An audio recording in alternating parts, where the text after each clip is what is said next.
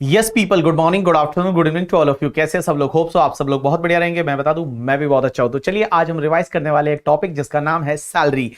अब charging section 15 है, वो बोलती है कि सैलरी हेड में इनकम तभी टैक्सेबल होती है जब एम्प्लॉय एम्प्लॉयर का रिलेशनशिप होता है। एम्प्लॉय एम्प्लॉयर का रिलेशनशिप मींस मास्टर सर्वेंट का रिलेशनशिप है, तो इनकम इस हेड में टैक्सेबल होती है। अब क्वेश्चन ये आता है कि क्या सर हम कोई पार्ट टाइम जॉब करते हैं और उससे कोई सैलरी मिलती है, वो भी इसी हेड में टैक्सेबल होगी? Answer is yes. अगर आप पार्ट टाइम जॉब करो या फुल टाइम जॉब करो, आपको अगर सैलरी मिल रही है तो सैलरी है वो इसी हेड में टैक्सेबल होती है। अब क्वेश्चन ये आता है कि सैलरी टैक्सेबल कब होगी?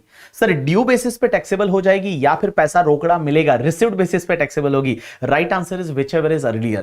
अगर आपको सैलरी ड्यू बेसिस पे टैक्सेबल हो रही है या रिसीव बेसिस पे टैक्सेबल हो रही है, whichever is earlier जो है वो टैक्सेबल हो जाएगी। जैसे फॉर एन एग्जांपल, आपने जॉब किया कहीं पे, आपको पैसा अभी तक मिला नहीं है, पैसा हो सकता है 1 साल बाद मिलेगा, तो भी अभी आपको टैक्सेबल हो जाएगा। और अगर आपको कोई एडवांस में सैलरी मिल जाती है तो भी टैक्सेबल अभी हो जाएगी, बिकॉज रिसीव्ड और due whichever is earlier basis पे टैक्सेबल हो जाएगा। एक और चीज समझना, अगर कोई भी पार्टनर है और पार्टनर को पार्टनरशिप फर्म से कोई भी सैलरी मिलती है, रेम्यूनरेशन मिलता है, तो ध्यान रखना it is always taxable under the head PGBP. वो बिजनेस एंड प्रोफेशन में जाएगी, क्योंकि पार्टनर जो है वो पार्टनरशिप फर्म का एम्प्लॉय नहीं है, he is the part owner, he is the owner of the partnership firm. तो उसको जो भी रेम्यूनरेशन मिलेगा, सैलरी मिलेगी, that is always taxable under the head PGBP. एक और चीज समझना, एमपी एमएलए एमएलसी जो रहते हैं उनको जो सैलरी मिलती है वो टैक्सेबल होती है under income from other sources, because they are not providing service, means there is no employ employ relationship, they are representative of the people, और उनको जो भी सैलरी मिलेगी that is taxable under income from other sources. एक और चीज समझना, दो लाइन होती है, one is the contract of service and one is the contract for service. अगर कहीं पे कॉन्ट्रैक्ट ऑफ सर्विस दे रखा है, ये हमेशा ध्यान रखना, it is always taxable under the head salary, but अगर कॉन्ट्रैक्ट फॉर सर्विस दे रखा है, ये आपके टैक्सेबल हो जाएगा अंडर द हेड पीजीबीपी। अब एक और चीज समझना, बहुत बार क्या होता है कि अगर आप सैलरी किसी को फोरगो कर देते हो, जैसे मान लो आपकी सैलरी ड्यू हो गई लेकिन आप सैलरी जो है वो फोरगो कर देते हो, तो भी क्या आपके हाथ में टैक्सेबल होगी? Answer is yes. जैसे मान लो आपको सैलरी मिलने वाली है, आपने बोला कि ये वाली सैलरी गरीबों में बांट दो, तो भी वो सैलरी आप ही के हाथ में टैक्सेबल होगी। इसको बोला जाता है सैलरी फॉरगोन। लेकिन एक चीज समझना, अगर आप सैलरी है वो गवर्नमेंट को सरेंडर कर देते हो, एक रूल होता है उसके हिसाब से, अगर आप चाहो तो आप सेंट्रल गवर्नमेंट को अपनी सैलरी सरेंडर कर सकते हो, और अगर आपने गवर्नमेंट को सैलरी सरेंडर कर दी तो उस पर्टिकुलर केस में वो आपके लिए टैक्सेबल नहीं होता है। एक और चीज समझना, बहुत बार क्या होता है, आप जब जॉब ज्वाइन करते हो उससे पहले कोई पैसा मिलता है, या जॉब से रिटायर हो जाते हो उसके बाद में कोई पैसा मिलता है, लाइक ग्रेचुइटी वगैरह, then that is taxable under the head salary, वो भी सैलरी हेड में टैक्सेबल हो जाएगा। चलिए इस टॉपिक में हम सीखने वाले क्या है, इस टॉपिक में हम सीखने वाले हैं कि सैलरी इनकम कैसे कैलकुलेट करना है,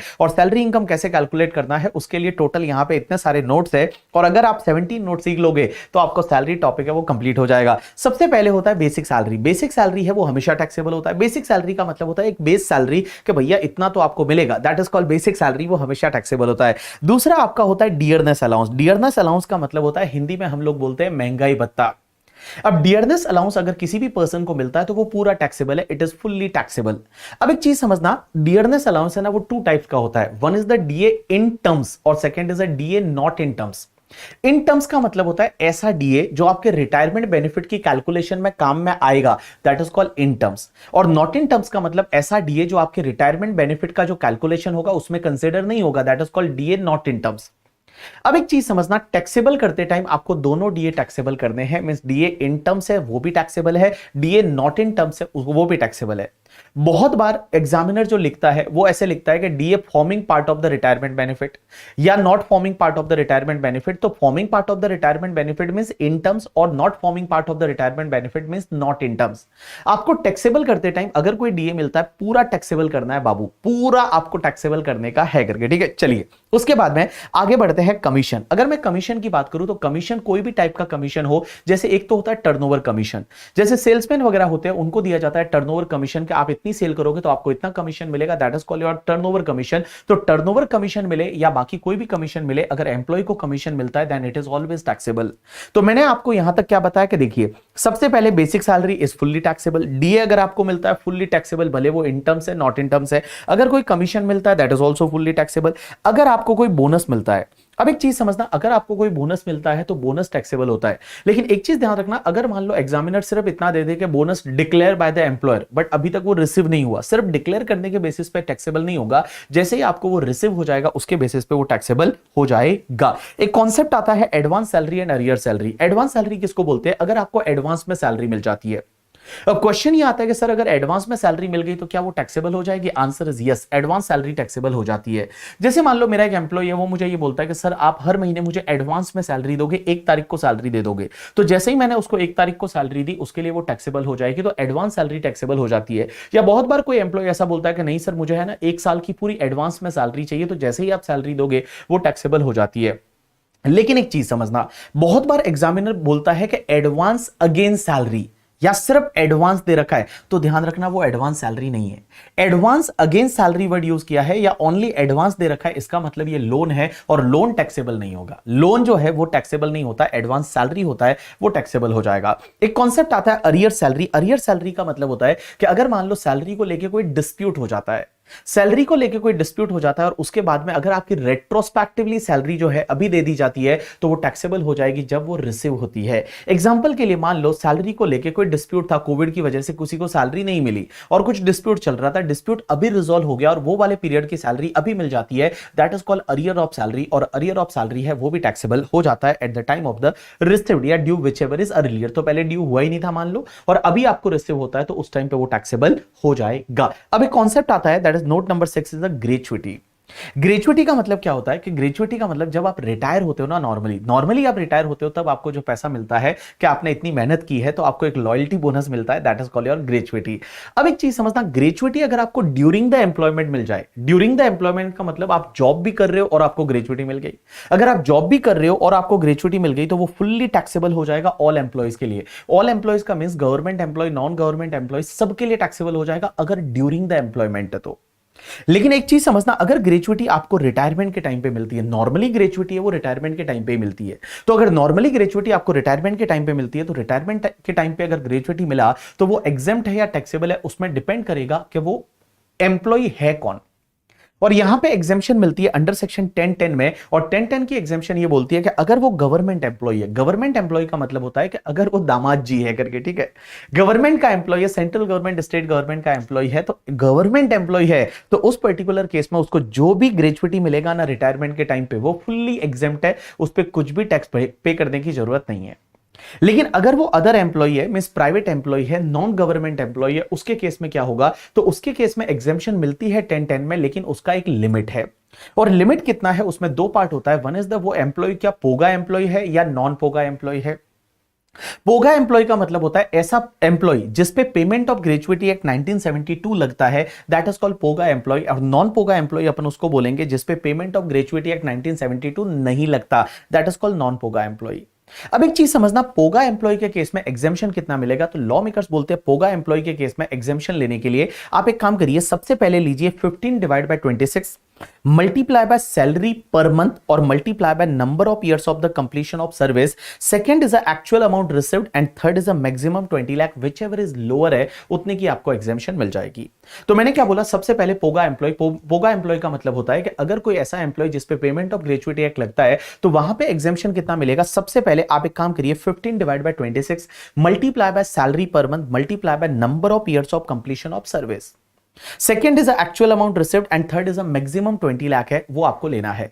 अब यहां पे एक चीज समझना, यहां पे लिखा हुआ है 15 divide by 26 means half month of the salary. यहां 15 डिवाइड बाय 26 को ऐसे याद रखिए, 15 अगस्त 26 जनवरी। सो 15 अगस्त 26 जनवरी multiply by salary per month multiply by number of year of completion of service. लेकिन सर सैलरी पर मंथ में क्या लेने का, तो सैलरी पर मंथ लेते टाइम आपको क्या करना है कि लेटेस्ट उसका बेसिक सैलरी कितना था और लेटेस्ट उसका डीए कितना था। लेटेस्ट उसका बेसिक सैलरी कितना था और लेटेस्ट उसका डीए कितना था, वो आपको टोटल करना है। लेटेस्ट मींस अभी उसका बेसिक सैलरी कितना चल रहा था एंड लेटेस्ट उसका डीए कितना था। डीए में आपको दोनों डीए लेना है, डीए इन टर्म्स भी लेना है, नॉट इन टर्म्स भी लेना है, और ये आपका हो जाएगा basically salary per month. Multiply by number of years of completion of service के उसने कितने साल की सर्विस कंप्लीट की है। लेकिन यहां पे एक चीज समझना, जब आप number of years of completion of service लेते हैं ना, तो यहां पे मंथ में अगर मान लो आपका जो फ्रैक्शन है वो फ्रैक्शन में 6 महीने से ज्यादा है, तो आपको क्या करना है, राउंडेड ऑफ करना है। 6 महीने से ज्यादा है तो राउंडेड ऑफ करना है। जैसे 30 ईयर्स और 4 मंथ है तो आपको 30 ईयर्स ही लेना है। 30 ईयर्स और एग्जैक्ट 6 मंथ है तो भी 30 ईयर्स लेना है, लेकिन अगर आपका 30 ईयर्स और 9 मंथ है तो यहां पे आपको 31 ईयर्स लेना है। मींस यहां पे आपको 31 लेना है in case of the POGA employ. तो मैंने क्या बोला, पोगा एम्प्लॉय के केस में आपको क्या करना है, 15 अगस्त डिवाइड बाय 26 जनवरी multiply by salary per month multiply by number of years of completion of service. अब सैलरी पर मंथ में लेना है लेटेस्ट बेसिक सैलरी कितना था, लेटेस्ट आपका डीए कितना था, डीए में दोनों आपको लेना है और मल्टीप्लाई बाय आपका क्या करना है, डीए जो है वो आपको दोनों में लेना है और number of years of completion of service में अगर आपका फ्रैक्शन ऑफ द मंथ है वो 6 मंथ से ज्यादा है तो उसको आपको ईयर में राउंडेड ऑफ करना है। ये तो बात हो गई पोगा एम्प्लॉय की। लेकिन अगर बात करते हैं अपन नॉन पोगा एम्प्लॉय की, तो नॉन पोगा एम्प्लॉय के केस में आपको क्या करना है, कितना एग्जामिशन मिलेगा, तो सबसे पहले आप एक काम करिए 1/2 कर दीजिए, इसका मतलब हाफ करिए 1/2 multiply by average salary per month लेना है multiply by number of years of completion of service and second is actual amount received और मैक्सिमम 20 लाख, वही वाला सेम है। अब एक चीज समझना, यहां पे 1/2 के बाद में एवरेज सैलरी पर मंथ का मतलब क्या होता है, तो एवरेज सैलरी पर मंथ का मतलब होता है, आप एक काम करिए कि भैया लास्ट के 10 मंथ का आपका बेसिक सैलरी कितना था, डीए इन टर्म्स कितना था एंड टर्नओवर कमीशन कितना था, उनका आपको लास्ट के 10 मंथ का एवरेज करना है। लास्ट के 10 मंथ का मतलब यहां पे क्या होता है, जिस मंथ में रिटायर होता है उस मंथ को आप छोड़ दीजिए, उसके पिछले जो 10 महीने हैं वो 10 महीने में basic salary DA in terms वाला ओनली एंड टर्नओवर कमीशन जो है उसका आपको एवरेज कितना है, 10 मंथ का आपको एवरेज लेना है। यह आपका आ जाएगा एवरेज सैलरी पर मंथ और multiply by number of years of completion of service and number of years of completion of service लेते टाइम आपको फ्रैक्शन को छोड़ देना है। फ्रैक्शन को छोड़ना है इसका मतलब अगर मान लो आपका 30 इयर्स और 11 मंथ है तो भी आपको यहां पे 30 इयर्स ही लेना पड़ेगा। अगर 30 इयर्स और 11 मंथ है तो भी आपको यहां पे कितना लेना पड़ेगा, 30 इयर्स है वो ही लेना पड़ेगा। यू गॉट माय पॉइंट और नॉट? यस। तो चलिए एक बार मैं वापस रिवाइज कराता हूं मैंने क्या पढ़ा है। सबसे पहले मैंने बात की ग्रेजुएटी की। अगर ग्रेजुएटी आपको ड्यूरिंग द एम्प्लॉयमेंट मिलता है तो पूरा टैक्सेबल है। At the time of retirement मिलता है तो उसमें गवर्नमेंट एम्प्लॉय दामाद जी को मिला तो पूरा एग्जेम्प्ट है, बाकी को मिला प्राइवेट एम्प्लॉय को आपको देखना पड़ेगा कि कौन सा पोगा या नॉन पोगा। अगर पोगा है तो पोगा के केस में आपको क्या करने का, 15 divide by 26 multiply by salary per month multiply by number of years of completion of service and यहां पे सैलरी पर मंथ में लेटेस्ट बेसिक सैलरी लेना है, लेटेस्ट डीए लेना है और डीए में दोनों आपको लेना है। और जब भी आप ईयर्स लोगे राउंडेड ऑफ करना है, 6 मंथ से ज्यादा का फ्रैक्शन है तो, और दूसरा एक्चुअल अमाउंट रिसीव, तीसरा maximum 20 lakh rupees, maximum 20 lakh rupees. अब एक बात समझना, नॉन पोगा एम्प्लॉय है तो 1/2 multiply by average salary per month multiply by number of years of completion of service और एवरेज सैलरी पर मंथ में आपको क्या लेना है, लास्ट के 10 मंथ का basic plus DA in terms plus turnover commission का आपको एवरेज लेना है और number of years of completion of service लेते टाइम फ्रैक्शन को आपको इग्नोर करना है। अब एक और चीज समझना, अगर मान लो एक एम्प्लॉय है रिटायर हुआ एक जगह से और उसको कोई ग्रेजुएटी मिला और उसने एग्जेम्पशन लिया 8 लाख का, अब उसने कुछ नया जॉब ज्वाइन किया और वहां से वापस रिटायर हुआ और अब वहां से जब वापस रिटायर हो रहा है ना, तो ध्यान रखना कि वहां पे एग्जेम्पशन लेते टाइम आप 8 लाख का एग्जेम्पशन पहले ले चुके हो तो रिमेनिंग वाले के लिए आप मैक्सिमम 12 लाख का ही एग्जेम्पशन ले सकते हो। इसका मतलब ये जो यहां पे 20 लाख का लिमिट होता है ना, दिस 20 लाख का limit is for the overall gratuity exemption from multiple employer. Means अगर आपके मल्टीपल एम्प्लॉयर थे और मल्टीपल एम्प्लॉयर से आपको ग्रेजुएटी मिल रहा है तो उस पर्टिकुलर केस में 20 लाख का लिमिट है वो आपके टोटल पे लगेगा। चलिए उसके बाद नेक्स्ट नोट पे चालू करते हैं पेंशन। पेंशन का मतलब टेंशन नहीं, पेंशन। पेंशन क्या होता है, तो देखो पेंशन दो तरीके की होती है। एक तो होती है अनकम्प्यूटेड पेंशन या जिसको हम मंथली पेंशन बोलते हैं। जैसा कि आपके मान लो दादाजी कहीं पे काम करते थे तो उनको पेंशन मिल रही होगी हर महीने, तो that is called your uncomputed pension या जिसको मंथली पेंशन बोलते हैं। मंथली पेंशन सबके लिए टैक्सेबल है, भले गवर्नमेंट एम्प्लॉय हो नॉन गवर्नमेंट एम्प्लॉय हो, monthly pension is taxable for all. लेकिन अगर अपन बात करते हैं कम्प्यूटेड पेंशन, कम्प्यूटेड पेंशन का मतलब होता है लमसम पेंशन। आप एक साथ में पेंशन ले लीजिए जिसको बोला जाता है कम्प्यूटेड पेंशन या लमसम पेंशन। तो अगर मैं कम्प्यूटेड पेंशन या लमसम पेंशन की बात करूं तो उसमें एग्जेम्पशन मिलती है अंडर सेक्शन 1010A में। और 1010A में एग्जेम्पशन कितनी मिलती है समझने की कोशिश करना। तो कम्प्यूटेड पेंशन का मतलब होता है लमसम पेंशन। लमसम पेंशन में आपको 1010A में एग्जेम्पशन मिलती है। उसमें सबसे पहले अगर गवर्नमेंट एम्प्लॉय है तो बेटा पूरा एग्जाम, दामाद जी के लिए पूरा एग्जाम। लेकिन अगर नॉन गवर्नमेंट एम्प्लॉय है तो उस पर्टिकुलर केस में आपको देखना पड़ेगा कि क्या उसको ग्रेजुएटी मिल रही है या नहीं। अगर ग्रेजुएटी भी मिल रही है तो आपको एग्जेम्पशन मिलेगा टोटल पेंशन का 1/3। लेकिन अगर ग्रेजुएटी नहीं मिल रही तो आपको टोटल पेंशन का 1/2 है उतना एग्जेम्पशन मिल जाएगा। तो देखिए मैंने क्या बोला, पेंशन। पेंशन का मतलब जो पेंशन मिलती है, दो तरीके की पेंशन होती है। वन इज द आपको हर मंथ मिलती है, और एक बहुत बार ऐसा आता है आप एक साथ में ले लेते हो, एक मुश्त ले लेते हो, लमसम में ले लेते हो। तो अगर आपको मंथली पेंशन मिलती है, अनकम्प्यूटेड पेंशन मिलती है, it is taxable for all employee. लेकिन अगर आपको लमसम पेंशन मिलती, आपको मंथली पेंशन मिलती है, मैंने क्या बोला, देखो मंथली पेंशन मिलती है, हर महीने पेंशन मिलती है, जिसको अनकम्प्यूटेड पेंशन बोलते हैं, that is taxable for all employee. लेकिन अगर आप लमसम पेंशन ले लेते हो, एक साथ में पेंशन ले लेते हो, तो उसमें एग्जेम्पशन मिलेगा। गवर्नमेंट एम्प्लॉय के लिए पूरा एग्जेम्प्ट है, अदर एम्प्लॉय के लिए देखना पड़ेगा कि आपको ग्रेच्युटी मिल रही है। अगर ग्रेच्युटी मिल रही है तो उस पर्टिकुलर केस में टोटल पेंशन का 1/3 एग्जेम्प्ट है, और ग्रेच्युटी नहीं मिल रही तो टोटल पेंशन का 1/2 है, वो एग्जेम्प्ट हो जाएगा। एक और चीज समझना है यहां पे, बहुत बार एग्जामिनर ऐसा देगा कि आपको 3 लाख का पेंशन मिला है लमसम में, जो कि आपका 60% ऑफ पेंशन है। तो एक बात समझना, एग्जेम्पशन लेते टाइम आप सीधा 3 लाख का 1/3 नहीं करोगे, या 3 लाख का 1/2 नहीं करोगे। आपको क्या करना पड़ेगा, वो 3 लाख का जो पेंशन आपको मिला है वो तो 60% के लिए मिला है ना, पहले आपको टोटल पेंशन कैलकुलेट करनी पड़ेगी। और टोटल पेंशन कैसे कैलकुलेट करोगे कि जो 3 लाख मिला है that is divide by 60% multiply by 100% के लिए कितना होगा, 5 लाख होगा। तो 5 लाख का 1/3 या 5 लाख का 1/2 है, उतना आपका एग्जेम्प्ट हो जाएगा। चलिए अब अपन चालू करते हैं note number 8, that is the leave salary. Leave salary क्या होता है कि बहुत बार आप जो लोग हैं वो लीव लेते ही नहीं है। मींस एम्प्लॉयर ने लीव दिया कि आप भैया हर साल में आप मान लो 20 डेज या 30 डेज का लीव लीजिए, बट आप लीव लेते ही नहीं हो, आप तो भी जॉब पे जाते हो, तो उसके लिए जो पैसा मिलता है that is called your leave salary. अब एक बात समझना, लीव सैलरी का मतलब होता है that is encashment of the unutilised leave. जो आपकी अनयूटिलाइज्ड लीव थी ना, उसको आप एनकैश करा रहे हो, अनयूटिलाइज्ड लीव को आप एनकैश करा रहे हो, उसका पैसा ले रहे हो, that is called your leave salary. अब लीव सैलरी अगर आपको ड्यूरिंग द एम्प्लॉयमेंट मिल जाता है, मींस आपका जॉब भी चल रहा है और अगर आपको लीव सैलरी मिल जाता है तो पूरा टैक्सेबल है। लेकिन अगर मान लो लीव सैलरी आपको रिटायरमेंट के टाइम पे मिलता है तो क्या होगा, अगर आपको रिटायरमेंट के टाइम पे मिलता है और दामाद जी है तो पूरा एग्जेम्प्ट अंडर सेक्शन 10(10)AA। लेकिन अगर दामाद जी नहीं है तो आपको एग्जेम्पशन मिलेगा, लेकिन एग्जेम्पशन कितना मिलेगा उसकी लिमिट है। लिमिट में यहां पे 4 अमाउंट है, चारों में से विचएवर इज लोअर। सबसे पहला, जितना आपका लीव क्रेडिट है multiply by average salary per month. दूसरा 10 month multiply by average salary per month. तीसरा एक्चुअल अमाउंट रिसीव्ड, एंड चौथा 25 लाख। यहां पे बेटा अमेंडमेंट हुआ है, लास्ट ईयर तक 3 लाख हुआ करता था, but now it is 25 lakh whichever is lower. तो मैंने क्या बोला, सबसे पहले आप एक काम करिए, leave credit multiply by average salary per month, 10 month multiply by average salary per month, actual amount received and maximum 25 lakh. अब यहां पे एक चीज समझना, लीव क्रेडिट किसको बोलते हैं। तो लीव क्रेडिट का मतलब होता है कि आपका लीव क्रेडिट है कितना, मींस कितनी लीव आपको अलाउ की थी और उसमें से आपने कितनी लीव ले ली, तो उसका जो बैलेंस रहेगा that is called your leave credit. जैसे leave allowed minus leave taken को आप लेस कर दीजिए, जो बचेगा that is called your leave credit. अब एक चीज समझना, लीव अलाउड में आप कितना लोगे पता है, लीव अलाउड लेते टाइम जो एम्प्लॉयर जितना भी लीव अलाउ कर रहा है वो लोगे। लेकिन एक चीज ध्यान रखना, यहां इनकम टैक्स के हिसाब से मैक्सिमम कंप्लीटेड ईयर का मैक्सिमम 30 डेज का लीव हो सकता है।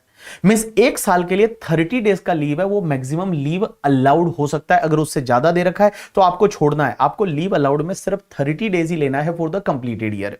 जैसे एग्जामिनर आपको ऐसा दे दे कि एक एम्प्लॉय ऐसा है जिसने 20 इयर्स एंड 7 मंथ का सर्विस किया। अब पहले तो 7 मंथ को छोड़ दो, कंप्लीटेड ईयर कितने हैं 20 इयर्स, और उसको हर महीने जो एम्प्लॉयर है वो मान लो 1.5 मंथ का लीव देता था, तो 1.5 मंथ के हिसाब से तो लीव अलाउड 30 मंथ हो जाएगा। लेकिन तो भी आपको 30 मंथ नहीं लेना, यहां पे आपको 20 मंथ ही लेना है, बिकॉज एवरी ईयर के लिए मैक्सिमम 30 डेज का लीव ही अलाउ हो सकता है इस फॉर्मूले के हिसाब से। माइनस लीव टेकन, उसने कितना लीव लिया तो जो बैलेंस बचेगा that is called your leave credit. यहां पे एक और चीज समझना, ये जो लीव क्रेडिट आएगा ना, इसको आपको मंथ में कन्वर्ट करना पड़ेगा। अगर नंबर ऑफ डेज दे रखा है तो आप एक काम करिए, डिवाइड बाय 30 कर दीजिए, आपका मंथ में कन्वर्ट हो जाएगा। जैसे एग्जामिनर बहुत बार आप अगर कैलकुलेट करोगे 120 डेज का लीव आया, तो 120 डेज का लीव आया मतलब ये 4 मंथ का लीव है, तो आप यहां पे लीव क्रेडिट जो है वो 4 मंथ आ जाएगा करके, ठीक है। तो 4 month that is leave credit multiply by average salary per month. अब क्वेश्चन ये आता है एवरेज सैलरी पर मंथ में क्या लेना, तो एवरेज सैलरी पर मंथ का मतलब होता है कि जब रिटायर हुआ ना उस एग्जैक्टली उस डेट से पिछले 10 मंथ का आप basic salary, DA in terms and turnover commission का एवरेज लीजिए। मींस जिस डेट को रिटायर होता है उस डेट को छोड़ दीजिए, उसके एग्जैक्टली लास्ट के 10 मंथ का एक काम करिए, basic salary plus DA in terms plus turnover commission का आप एवरेज ले लीजिए, वो आपको मिल जाएगा average salary per month. You got my point और नॉट? यस। चलिए अब अपन नेक्स्ट नोट पे चलते हैं, that is called your VRS. VRS का मतलब होता है वॉलंटरीली रिटायरमेंट स्कीम। अब एक बात समझना, बहुत बार क्या होता है कि एम्प्लॉय का रिटायरमेंट है वो ड्यू होना बाकी है, अभी तक रिटायर हुआ नहीं है, लेकिन उसको बोल दिया जाता है कि अगर आपको चाहे तो आप वॉलंटरीली रिटायरमेंट ले सकते हो, आपको एक कंपनसेशन मिलेगा, आपको पैसा मिलेगा, that is called VRS compensation. तो वीआरएस कंपनसेशन अगर किसी को मिलता है तो उस पर क्या एग्जेम्पशन मिलेगा? आंसर इज यस, उस पर एग्जेम्पशन मिलेगा अंडर सेक्शन 1010C में। और ये 1010C में एग्जेम्पशन कितना मिलेगा? तो उसके लिए आप एक काम करिए, सबसे पहले ले लीजिए सैलरी पर मंथ कितना है, मल्टीप्लाई बाय 3 मंथ कर दीजिए, तो इसका मतलब हुआ 3 मंथ का salary, multiply by number of years of completion of service, means आपने कितने साल का सर्विस कंप्लीट किया था। यहां पे भी अगर आपका फ्रैक्शन है तो वो इग्नोर करना है, अगर फ्रैक्शन ऑफ द ईयर है वो आपको इग्नोर करना है। जैसे 25 ईयर्स और 9 मंथ दे रखा है तो आपको 25 ईयर्स ही लेना है। तो salary per month multiply bye 3 month means 3 month का सैलरी हो गया, multiply by number of years of completion of service. Now second में आप एक काम करिए, salary per month multiply by number of remaining month of the service, means आपका कितना सर्विस रिमेनिंग रहा है। जैसे मान लो आपको एग्जामिनर ऐसा दे दे कि आपका 5 इयर्स का सर्विस रिमेनिंग है, तो 5 इयर्स मल्टीप्लाई बाय 12 मतलब 60 मंथ का सर्विस है वो आपका रिमेनिंग है। तो आप एक काम करिए, salary per month multiply bye 60 कर दीजिए। तीसरा आपको लेना है एक्चुअल अमाउंट रिसीव्ड, और चौथा maximum 5 lakh, whichever is lower है उतना, विचएवर इज लोअर है उतने का आपको एग्जेम्पशन मिल जाएगा। तो देखिए एग्जेम्पशन कितना मिलेगा वीआरएस के केस में, तो वीआरएस के केस में आप एक काम करिए, सबसे पहले सैलरी पर मंथ लीजिए। अब सैलरी पर मंथ में क्या लेने का कि तभी का आपका बेसिक सैलरी कितना है, डीए इन टर्म्स कितना है, एंड प्लस टर्नओवर कमीशन कितना है। तो basic salary plus DA in terms वाला कितना है, प्लस टर्नओवर कमीशन कितना है, वो ले लीजिए। That is salary per month multiply bye 3 month multiply by number of years of completion of service. Second क्या है, salary per month multiply by number of remaining month of the service, and third क्या है, actual amount received, and fourth क्या है, maximum 5 lakh, whichever is lower है उतने का exemption आपको मिल जाएगा। अब एक और चीज समझना, नोट नंबर 13 आता है, that is the retrenchment compensation. Retrenchment compensation क्या होता है कि बहुत बार एम्प्लॉइज को हटा दिया जाता है जॉब से, एम्प्लॉइज को हटाया जाता है जॉब से। इसका मतलब ये होता है कि जैसे कंपनी जो है वो चटनी करती है ना, चटनी आपने सुना होगा कि इतने एम्प्लॉय की चटनी कर दी, इस कंपनी ने 10% एम्प्लॉय कम कर दिया, दैट इज अगर रिट्रेंच कर रहे हैं। तो अगर आप एम्प्लॉय को निकालते हो तो उसको कोई कंपनसेशन देते हैं as per the industrial dispute act, और वो रिट्रेंचमेंट कंपनसेशन होता है। तो क्या उस पर एग्जेम्पशन मिलती है? आंसर इज यस, उस पर एग्जेम्पशन मिलती है अंडर सेक्शन 1010B में। और ये 1010B में एग्जेम्पशन कितनी मिलेगी, उसमें दो पार्ट है, व्हिचएवर इज लोअर। सबसे पहला, जितना compensation as per industrial dispute act है, means compensation as per industrial dispute act और maximum 5 lakh, whichever is lower है उतने का आपको एग्जेम्पशन मिल जाएगा। तो एग्जेम्पशन कितना मिलेगा? एग्जेम्पशन मिलेगा कि जो compensation as per the industrial dispute act और maximum 5 lakh, whichever is lower. But sir ये इंडस्ट्रियल डिस्प्यूट एक्ट के हिसाब से कंपनसेशन कैलकुलेट कैसे होता है? तो उसके लिए आप एक काम करिए, सबसे पहले लीजिए 15 डिवाइड बाय 26, 15 अगस्त 26 जनवरी, मल्टीप्लाई कर दीजिए average salary of the last 3 month, last 3 month का एवरेज सैलरी कितना है वो ले लीजिए, और multiply by number of years of completion of service. और यहां number of years of completion of service लेते टाइम आपको ध्यान रखना है, अगर फ्रैक्शन 6 महीने से ज्यादा है तो यहां पे आपको राउंडेड ऑफ करना है। एक बात बताऊं आपको, देखो दो जगह ही ऐसी है जहां पे आपको ईयर का फ्रैक्शन राउंडेड ऑफ करना है, एक तो ग्रेचुइटी में पोगा एम्प्लॉय और दूसरा रिट्रेंचमेंट कंपनसेशन। बस दो जगह ही ऐसी है जहां पे आपको number of years of completion of service है उसमें 6 महीने से ज्यादा के फ्रैक्शन को राउंडेड ऑफ करना है, एक तो ग्रेचुइटी में पोगा एम्प्लॉय और दूसरा ये तुम्हारा रिट्रेंचमेंट कंपनसेशन वाला। अब यहां पे एवरेज सैलरी पर मंथ लेते टाइम आपको सैलरी की डेफिनेशन में क्या लेना है, तो सैलरी की डेफिनेशन में आपका basic salary plus DA in terms plus turnover commission. एक बात बताऊं, मैक्सिमम जगह आपके सैलरी की डेफिनेशन में यही आएगा, basic salary plus DA in terms plus turnover commission. सिर्फ ध्यान रखना कि एक तो तुम्हारे वहां पे जो ग्रेचुइटी में अपन ने पोगा एम्प्लॉय पढ़ा था, वो पोगा एम्प्लॉय में वहां पे सैलरी में बेसिक प्लस डीए दोनों है, डीए दोनों है करके, ठीक है। वहां एक जगह चेंज है, अदरवाइज आप देखोगे तो हर जगह यही डेफिनेशन है, salary plus DA in terms plus turnover commission. लेकिन पोगा एम्प्लॉय में ग्रेचुइटी एग्जेम्पशन लेते टाइम वहां पे सैलरी प्लस डीए में बोथ लिखा हुआ था, डीए इन टर्म्स भी लेना है, नॉट इन टर्म्स भी लेना है पोगा में। और एक मैं सैलरी की डेफिनेशन में चेंजेस बताऊंगा इन case of the house facility, जब मैं हाउस फैसिलिटी पढ़ाऊंगा वहां पे मैं आपको एक चेंज बताऊंगा। चलिए अब अपन बात करते हैं अलाउंसेस की। ये अलाउंसेस क्या होते हैं कि जैसे बहुत बार हर महीने आपको कुछ ना कुछ खर्चे होते हैं, तो उसके लिए आपका एम्प्लॉयर आपको एक फिक्स पैसा दे देता है कि चलिए इतना पैसा मिलेगा, आपको खर्चा करना है तो करो, नहीं करो तुम्हारी मर्जी है, ठीक है। जैसे एचआर है, house rent allowance. House rent allowance क्या होता है, हर महीने एम्प्लॉयर आपको एक पैसा देता है, एक फिक्स अमाउंट देता है, आपको खर्चा करना है तो करो, आपको घर लेके रहना है घर लेके रहो, रोड पे रहना है रोड पे रहो, आपको अगर मान लो रेलवे स्टेशन पे रहना है रेलवे स्टेशन रहो, आपको पैसा मिलेगा, दैट इज कॉल्ड अलाउंसेस। अब एक चीज समझना, अलाउंसेस के केस में क्या होता है, आपको एग्जेम्पशन मिलती है, वो एग्जेम्पशन मिलती है अंडर सेक्शन 1014 करके। अब ये एग्जामिशन कितनी मिलती है, क्या मिलती है, अपन एक काम करते हैं, इसका एक शॉर्टकट मैंने आपको बताया था, दैट इज द कुत्ता टीसी उधर है करके। आपको इसको ऐसे याद रखना है, कुत्ता टीसी उधर है करके, ठीक है। कुत्ता, एक कुत्ता अलग है, एक है टीसी उधर और एक है का मतलब होता है एचआरए, वो अपन लास्ट में देखेंगे। चलिए सबसे पहले बात करते हैं कुत्ता। कुत्ता में सबसे पहला होता है सी का मतलब कम्यूटेशन अलाउंस या जिसको ट्रांसपोर्ट अलाउंस बोलते हैं।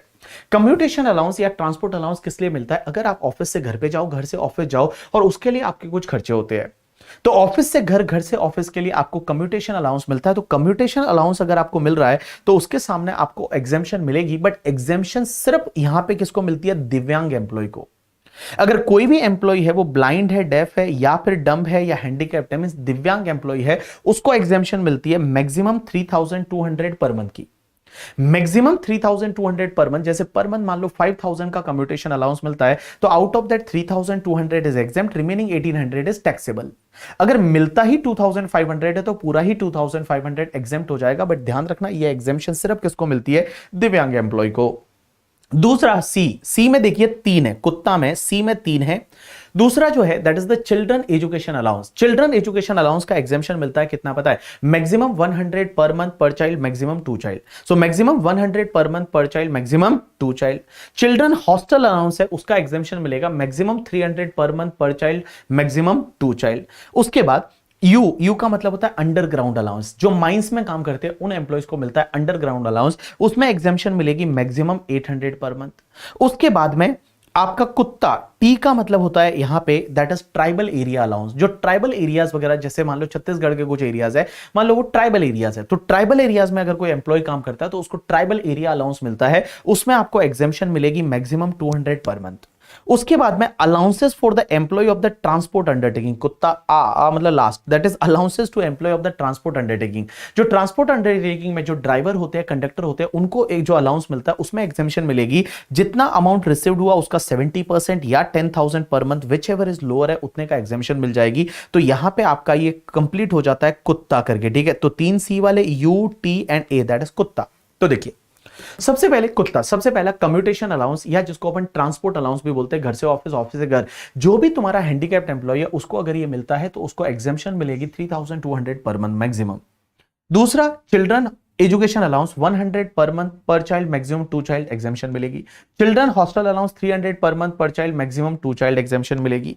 अंडरग्राउंड अलाउंस है, उसमें मैक्सिमम 800 पर मंथ का एग्जेम्पशन मिलेगा। ट्राइबल एरिया अलाउंस में मैक्सिमम 200 पर मंथ का एग्जेम्पन मिलेगा। And allowances to the employ of the transport undertaking है, उसमें जितना अमाउंट आपको रिसीव्ड हुआ उसका 70% या maximum 10,000 per month, which ever is lower है उतने का एग्जेम्पशन मिल जाएगी। तो देखो कुत्ता में क्या है, लिमिट है कि इस लिमिट है इतनी एग्जेम्पशन मिलेगी, कुत्ते को अपने के लिमिट में रहने का, तो लिमिट वाली एग्जेम्पशन मिलेगी। उसके बाद टीसी उधर है, तो सबसे पहले टीसी उधर है में क्या आता है, तो टी का मतलब ट्रेवलिंग और ट्रेवलिंग ऑन टूर अलाउंस। यहां पे ट्रेवलिंग ऑन टूर अलाउंस का मतलब होता है बहुत सारे एम्प्लॉय है वो टूर पे ही रहते हैं, जैसे मान लो सेल्समैन वगैरह, that is called travelling on tour allowance. एक तुम्हारा कन्वेंस अलाउंस, उसके बाद यूनिफॉर्म अलाउंस, उसके बाद डेली अलाउंस, उसके बाद हेल्पर अलाउंस जो ऑफिस पर्पस के लिए होता है, और रिसर्च अलाउंस या एकेडमिक अलाउंस। एक बात समझना, यहां पे टीसी उधर करके, ठीक है, तो टीसी उधर है travelling on tour allowance, second is convince allowance, third is uniform allowance, fourth is daily allowance, fifth is helper allowance and sixth is research allowance या जिसको अपन एकेडमिक अलाउंस भी बोलते हैं। एक चीज समझना, ये जितने भी अलाउंसेस है ना, ये आपके एग्जेम्प्ट उतने होंगे जितना एम्प्लॉय ने खर्चा कर दिया। मींस एम्प्लॉय ने जितना खर्चा किया वो एग्जेम्प्ट है, और बेटा बाकी वाला टैक्सेबल होगा। जैसे मान लो ट्रेवलिंग ऑन टूर अलाउंस या कन्वेंस अलाउंस है, वो 10,000 मिला, out of that 7,000 is spend by the employ, तो रिमेनिंग 3,000 है वो टैक्सेबल हो जाएगा। तो मैंने क्या बोला, यहां पे देखिए travelling on tour allowance, conveyance allowance, uniform allowance, daily allowance, helper allowance and research allowance. इसमें आपको एग्जेम्पशन कितना मिलेगा, जितना अमाउंट एक्चुअली स्पेंड किया उतना एग्जेम्प्ट है, बाकी वाला टैक्सेबल हो जाएगा। Next part is related to the HRA. HRA का मतलब होता है हाउस रेंट अलाउंस। अब एक चीज समझना, एचआरए की एग्जेम्पशन मिलती है अंडर सेक्शन 1013A, बट ये एग्जेम्पशन कितनी मिलती है, which ever is lower out of the 3 amount. सबसे पहला क्या है, 40% और 50% ऑफ द सैलरी। आपकी जो सैलरी है उसका 40% या 50% करिए। अब आप बोलोगे 40% 50% कैसे डिसाइड होगा, तो देखो अगर मान लो एम्प्लॉय है, उसने जो घर लिया है वो मेट्रो में लिया है। मेट्रो का मतलब यहां पे 4 सिटीज है, Mumbai, Delhi, Kolkata and Chennai. So only Mumbai, Delhi, Kolkata and Chennai. So Mumbai, Delhi, Kolkata and Chennai, वहां पे अगर रहता है एम्प्लॉय तो उस पर्टिकुलर केस में 50%, अदर जगह रहता है तो आपका 40%। तो आप एक काम करिए, सबसे पहले 40% और 50% ऑफ सैलरी लीजिए। लेकिन यहां पे सैलरी का मतलब होता है basic salary plus DA in terms plus turnover commission. तो basic salary plus DA in terms plus turnover commission लेना है। दूसरा आपका actual amount received HRA employ को कितना मिला, एंड तीसरा आपको जितना रेंट एम्प्लॉय ने पे किया माइनस 10% ऑफ सैलरी। तो जितना एम्प्लॉय ने रेंट पे किया माइनस 10% ऑफ द सैलरी, और सैलरी का मतलब वही basic plus DA in terms plus turnover commission, which ever is lower है उतना आपको एग्जेम्पशन मिल जाएगा। तो देखिए मैंने क्या बोला, एचआरए का एग्जेम्पशन, एचआरए का एग्जेम्पशन मिलता है वो 1013A में मिलता है। कितना एग्जेम्पशन मिलेगा, तो 40 और 50% ऑफ द सैलरी।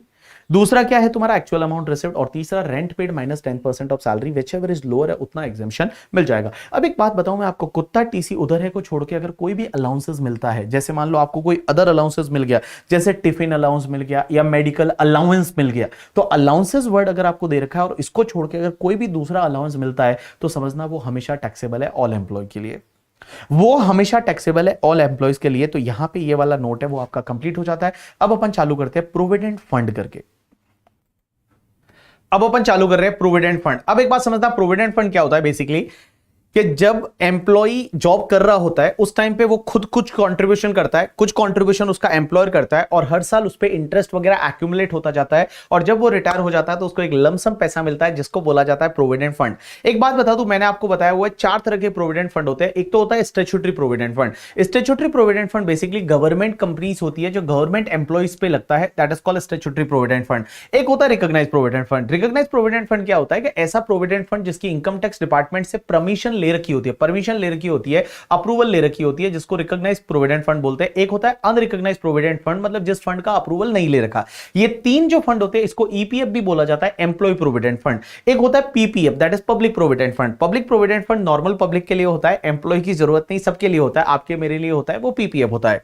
अब आपको पीपीएफ से रिलेटेड अदर सोर्सेज में बात करेंगे, यहां पे हम बात कर रहे हैं ईपीएफ से रिलेटेड एम्प्लॉय प्रोविडेंट फंड। अब एक बात समझना, एम्प्लॉय प्रोविडेंट फंड में अगर कोई एम्प्लॉय कंट्रीब्यूशन करता है खुद की सैलरी से, तो एम्प्लॉय ने अगर जो खुद का कंट्रीब्यूशन होता है ना, एम्प्लॉय का खुद का कंट्रीब्यूशन वो इग्नोर करने का, लेकिन उसका डिडक्शन आपको एटीसी में मिलेगा अंडर चैप्टर 6 से। अब आप बोलोगे इग्नोर क्यों करने का, बड़ा सिंपल सी बात है। एक बात बताओ, एम्प्लॉय का सैलरी सपोज 10,000 था, एंड इस 10,000 में से 2,000 का उसने कंट्रीब्यूशन किया, 8,000 उसको सैलरी एम्प्लॉय को रिसीव्ड हुई। अब एक बात बताओ, एम्प्लॉय के हाथ में टैक्सेबल तो पूरा 10,000 हो चुका होगा ना, तो टैक्सेबल तो 10,000 हो चुका होगा, तो उसने जो 2,000 का कंट्रीब्यूशन किया है that is out of his taxable salary ना।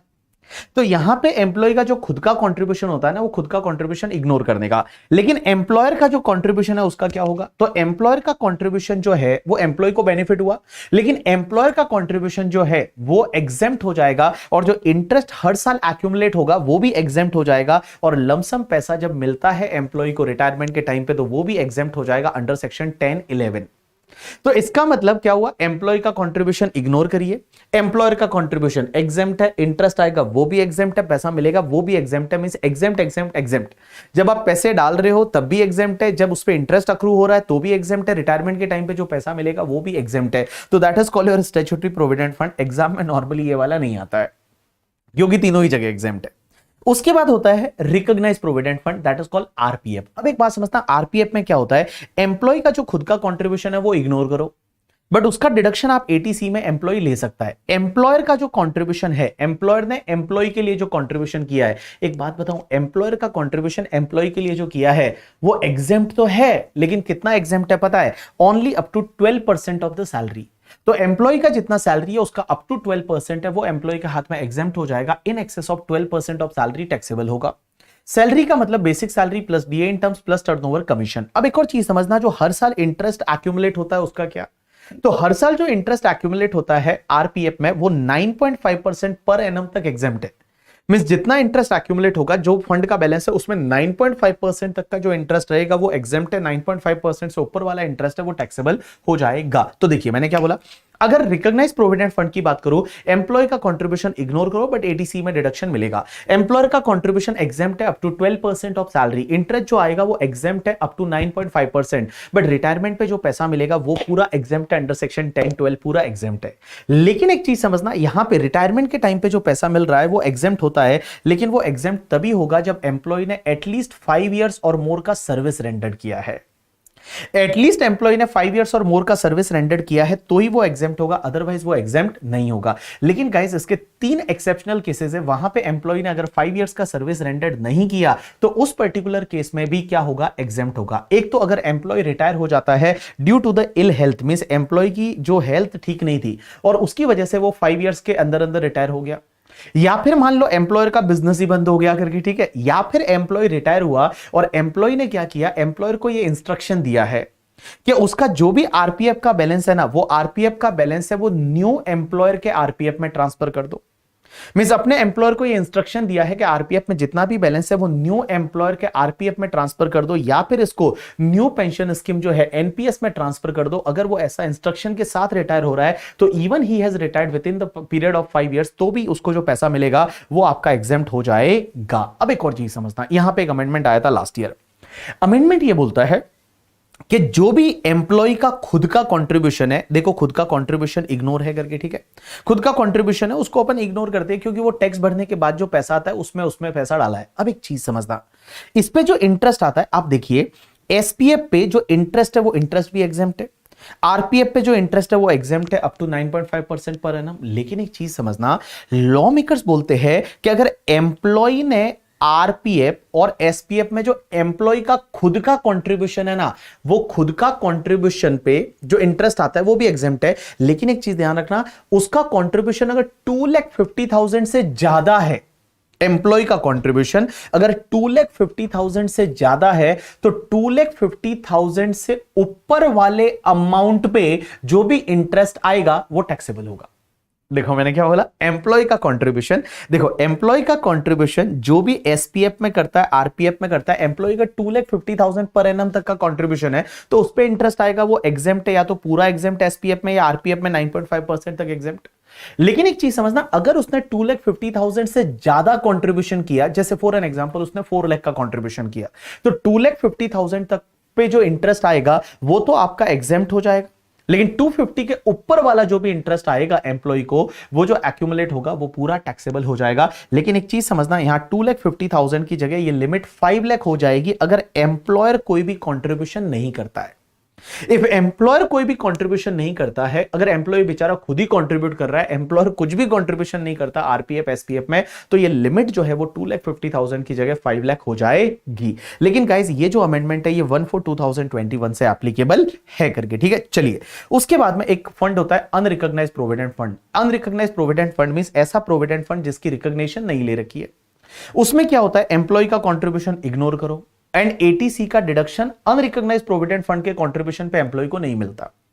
तो आप एक काम करिए, एम्प्लॉय का कंट्रीब्यूशन इग्नोर करो, एम्प्लॉयर का कंट्रीब्यूशन देखो जब पैसा डाला तब एग्जेम्प्ट है, इंटरेस्ट जो मिलेगा हर साल, इंटरेस्ट जो एक्यूमुलेट होगा वो भी एग्जेम्प्ट है। लेकिन बेटा जब पैसा रिटायरमेंट के टाइम पे मिलेगा तो क्या होगा, यूआरपीएफ से। तो यूआरपीएफ से पैसा अगर रिटायरमेंट पे मिलता है तो एम्प्लॉय का कंट्रीब्यूशन जो था वो इग्नोर करना है, क्योंकि एम्प्लॉय ने जो कंट्रीब्यूट किया था वो तो टैक्स भरने के बाद वाला पैसा कंट्रीब्यूट किया था और वही वाला पैसा वापस मिल जाता है तो उसको इग्नोर करना है। लेकिन एम्प्लॉय के कंट्रीब्यूशन पे जो भी इंटरेस्ट आएगा वो इंटरेस्ट टैक्सेबल हो जाएगा under income from other sources, और जो एम्प्लॉयर का कंट्रीब्यूशन और एम्प्लॉयर के कंट्रीब्यूशन पे इंटरेस्ट था वो टैक्सेबल हो जाएगा under the head salary in hands of the employ. तो देखिए मैंने क्या बोला, अनरिकॉग्नाइज्ड प्रोविडेंट फंड में क्या होता है, एम्प्लॉय का कंट्रीब्यूशन इग्नोर करो, एम्प्लॉयर का कंट्रीब्यूशन जब किया तब एग्जेम्प्ट है, इंटरेस्ट आया वो भी एग्जेम्प्ट है, पैसा मिलेगा तो टैक्सेबल है। एम्प्लॉय का कंट्रीब्यूशन है वो इग्नोर करो, एम्प्लॉय के कंट्रीब्यूशन पे जो इंटरेस्ट आया that is taxable under income from other sources. Employer का कंट्रीब्यूशन है, एम्प्लॉयर के कंट्रीब्यूशन पे जो इंटरेस्ट आएगा that is taxable under the head salary. अब एक आता है that is the superannuation fund. ये सुपर एनुएशन फंड क्या होता है कि हर साल एम्प्लॉयर कुछ ना कुछ एक साथ में लमसम कंट्रीब्यूट करता है, that is called superannuation fund. Employer करता है, एम्प्लॉय खुद भी करता है। तो अगर एम्प्लॉय का कंट्रीब्यूशन है अप्रूव्ड सुपर एनुएशन फंड, देखो दो तरह के होते हैं, अप्रूव्ड और अनअप्रूव्ड। अगर अप्रूव्ड सुपर एनुएशन फंड है तो एम्प्लॉय का कंट्रीब्यूशन आप इग्नोर करो। एम्प्लॉयर का कंट्रीब्यूशन जो रहेगा वो एग्जेम्प्ट है, बट कितना पता है, up to 7,50,000 per annum, but ये लिमिट में आएगा अंडर सेक्शन 1727।